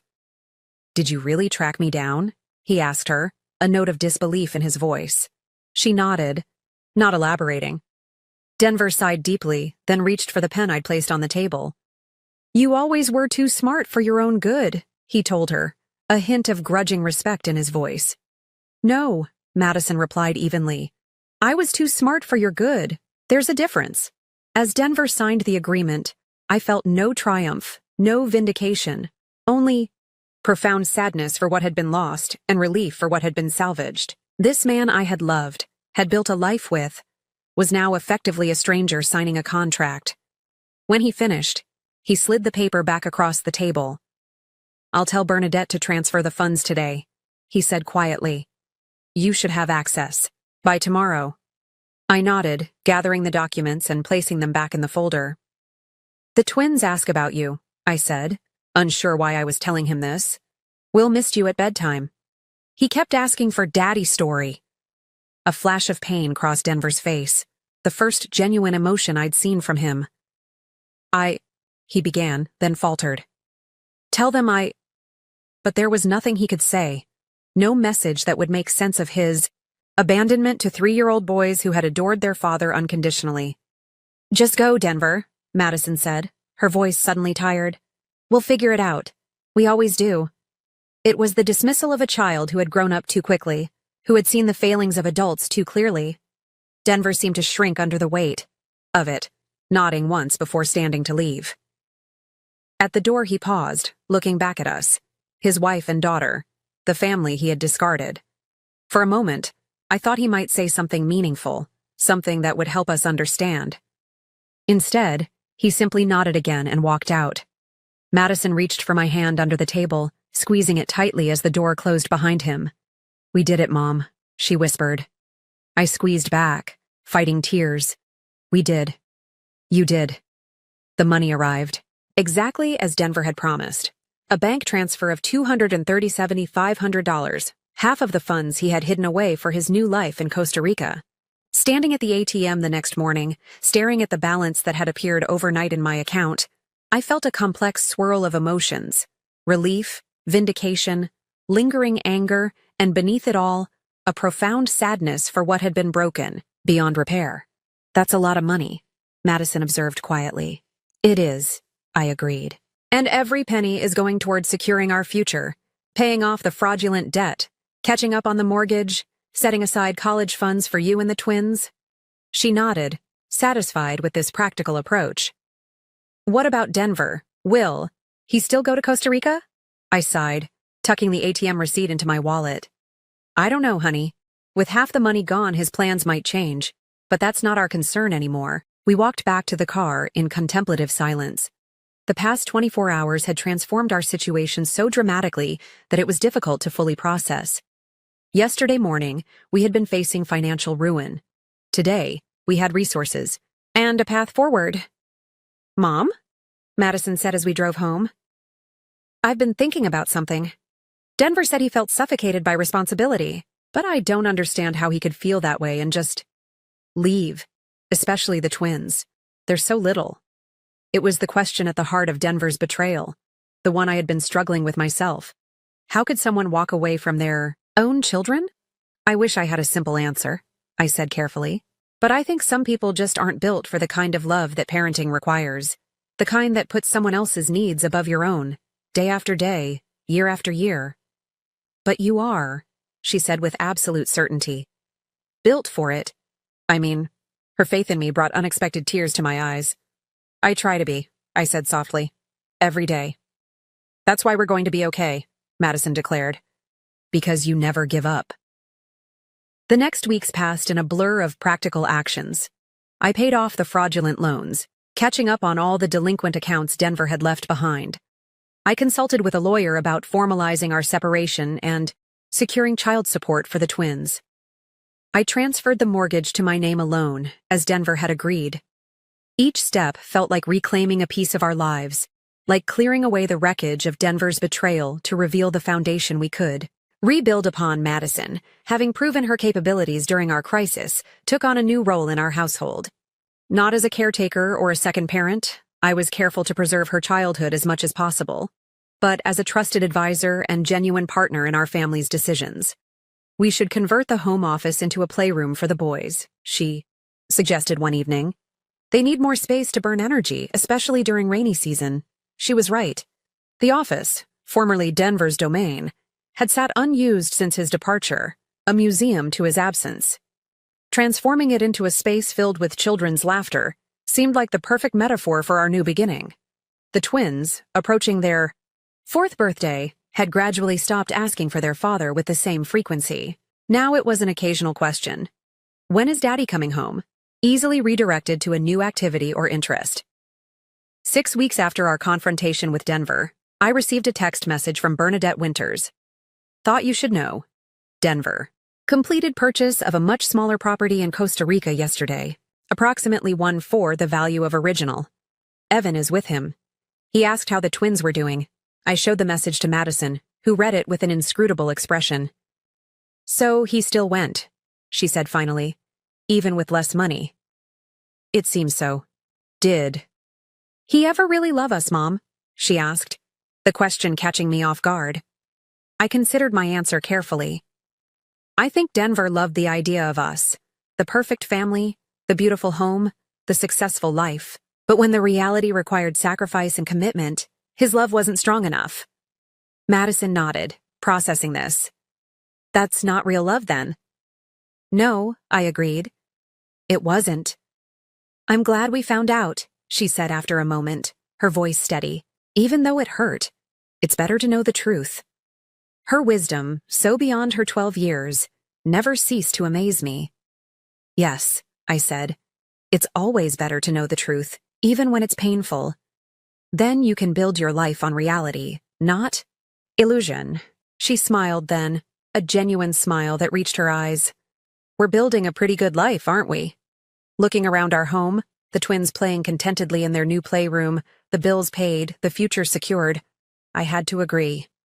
Yes, we are. A better one than I imagined possible 6 weeks ago. Though the path had been painful, we had emerged from Denver's betrayal stronger, closer, and more self-reliant than before. The $50,000 of debt that had once threatened to drown us was gone. The secrets that had poisoned our family had been exposed and cleansed away. 1 year after Denver's disappearance, I received a small package in the mail. The return. Address was Costa Rica, but there was no name. Inside was a handwritten note and 3 small carved wooden turtles, for the boy's birthday and for Madison. I think of them often. D.I. showed the note to Madison, who studied it with the careful neutrality she now reserved for anything related to Denver. Are you going to give the twins their turtles? She asked. I considered the question carefully. Yes, I decided. With a simple explanation that they're a gift from their father. They deserve to know he thinks of them, even from far away. Madison nodded, accepting my decision. What about mine? That's entirely up to you, I told her. You can keep it, give it away, or I can send it back. Whatever feels right to you. She took the small carving, turning it over in her hands. The turtle's shell was intricately detailed, its head stretched forward as if determinedly moving ahead despite its burden. I'll keep it, she said finally. Not because it's from him, but because turtles carry their homes on their backs. They're never really lost, no matter where they go. She placed the carving on her bookshelf. It'll remind me that home isn't a place or a person who might leave. It's something you carry inside you. Listening to my daughter's wisdom, I felt a complex emotion that transcended the hurt and betrayal of the past year. Despite everything, or perhaps because of it, Madison had developed a resilience and insight that would serve her well throughout her life. 2 months to the day after, Denver walked out of our lives. I received a job offer from the community college where I'd been working part-time, a full-time position as research librarian with benefits, flexible hours, and significantly better pay. The timing couldn't have been more perfect. With the twins starting preschool 3 mornings a week, I could work while they were in school, and during the afternoons when Madison was home to help. That evening, we celebrated with pizza and ice cream, the twins' favorite. It felt like a milestone worth marking. "I have an announcement," Madison said as we finished our ice cream. "I've decided what I want to be when I grow up." "A detective?" I guessed, smiling. She shook her head. "A lawyer, like Ms. Winters, but working for people who need help. People who've been taken advantage of, like we were." I studied her face, seeing the seriousness behind her declaration. This wasn't a child's fleeting career fantasy, but a genuine calling born from our experience. "I think you'd make an exceptional lawyer," I told her. "You're smart, detail-oriented, and you have a strong sense of justice. Plus, I already have courtroom experience," she added with a grin, referring to our confrontation with Denver. As the weeks turned into months, our new routine solidified. The house that had once felt empty without Denver gradually filled with new energy, new traditions, new memories that were entirely our own. The twins flourished, their natural exuberance undiminished by their father's absence. Madison threw herself into school with renewed purpose, her grades reflecting her newfound confidence and direction. And I discovered strengths within myself I hadn't known existed. The ability to be both mother and father to my children, to manage a household and career single-handedly, to make decisions without second-guessing myself. That night, as I tucked the twins into bed, their wooden turtles proudly displayed on their nightstands, I reflected on the extraordinary journey we had traveled. From the devastating shock of Denver's betrayal to the desperate days of financial crisis, from Madison's remarkable detective work to our confrontation at the Palmetto Grove, we had faced challenges that might have broken a less determined family. Instead, we had emerged stronger, more tightly bonded, more resilient than before. The $50,000 of debt that had once threatened to drown us was now a distant memory. The future that had seemed so precarious was now secure, built not on Denver's promises, but on our own capabilities. As I turned out the light, Mason mumbled sleepily, "Love you, Mommy." "Love you too, sweetheart," I whispered. "More than you'll ever know." Pausing at Madison's room on my way to bed, I found her already asleep, a book about famous female lawyers open beside her. I gently removed it, placing it on her nightstand next to the wooden turtle. Whatever challenges lay ahead, I had complete faith in her ability to face them, and in my own. Denver had abandoned us with twins and $50,000 in debt, believing he was leaving behind a burden too heavy to bear. What he hadn't realized, what my extraordinary 12-year-old daughter had discovered, was that within that seeming burden lay our greatest strength, each other, and that, in the end, was worth more than all the Costa Rican villas in the world. Up next, you've got 2 more standout stories right on your screen. If this one hit the mark, you won't want to pass these up. Just click and check them out. And don't forget to subscribe and turn on the notification bell so you don't miss any upload from us.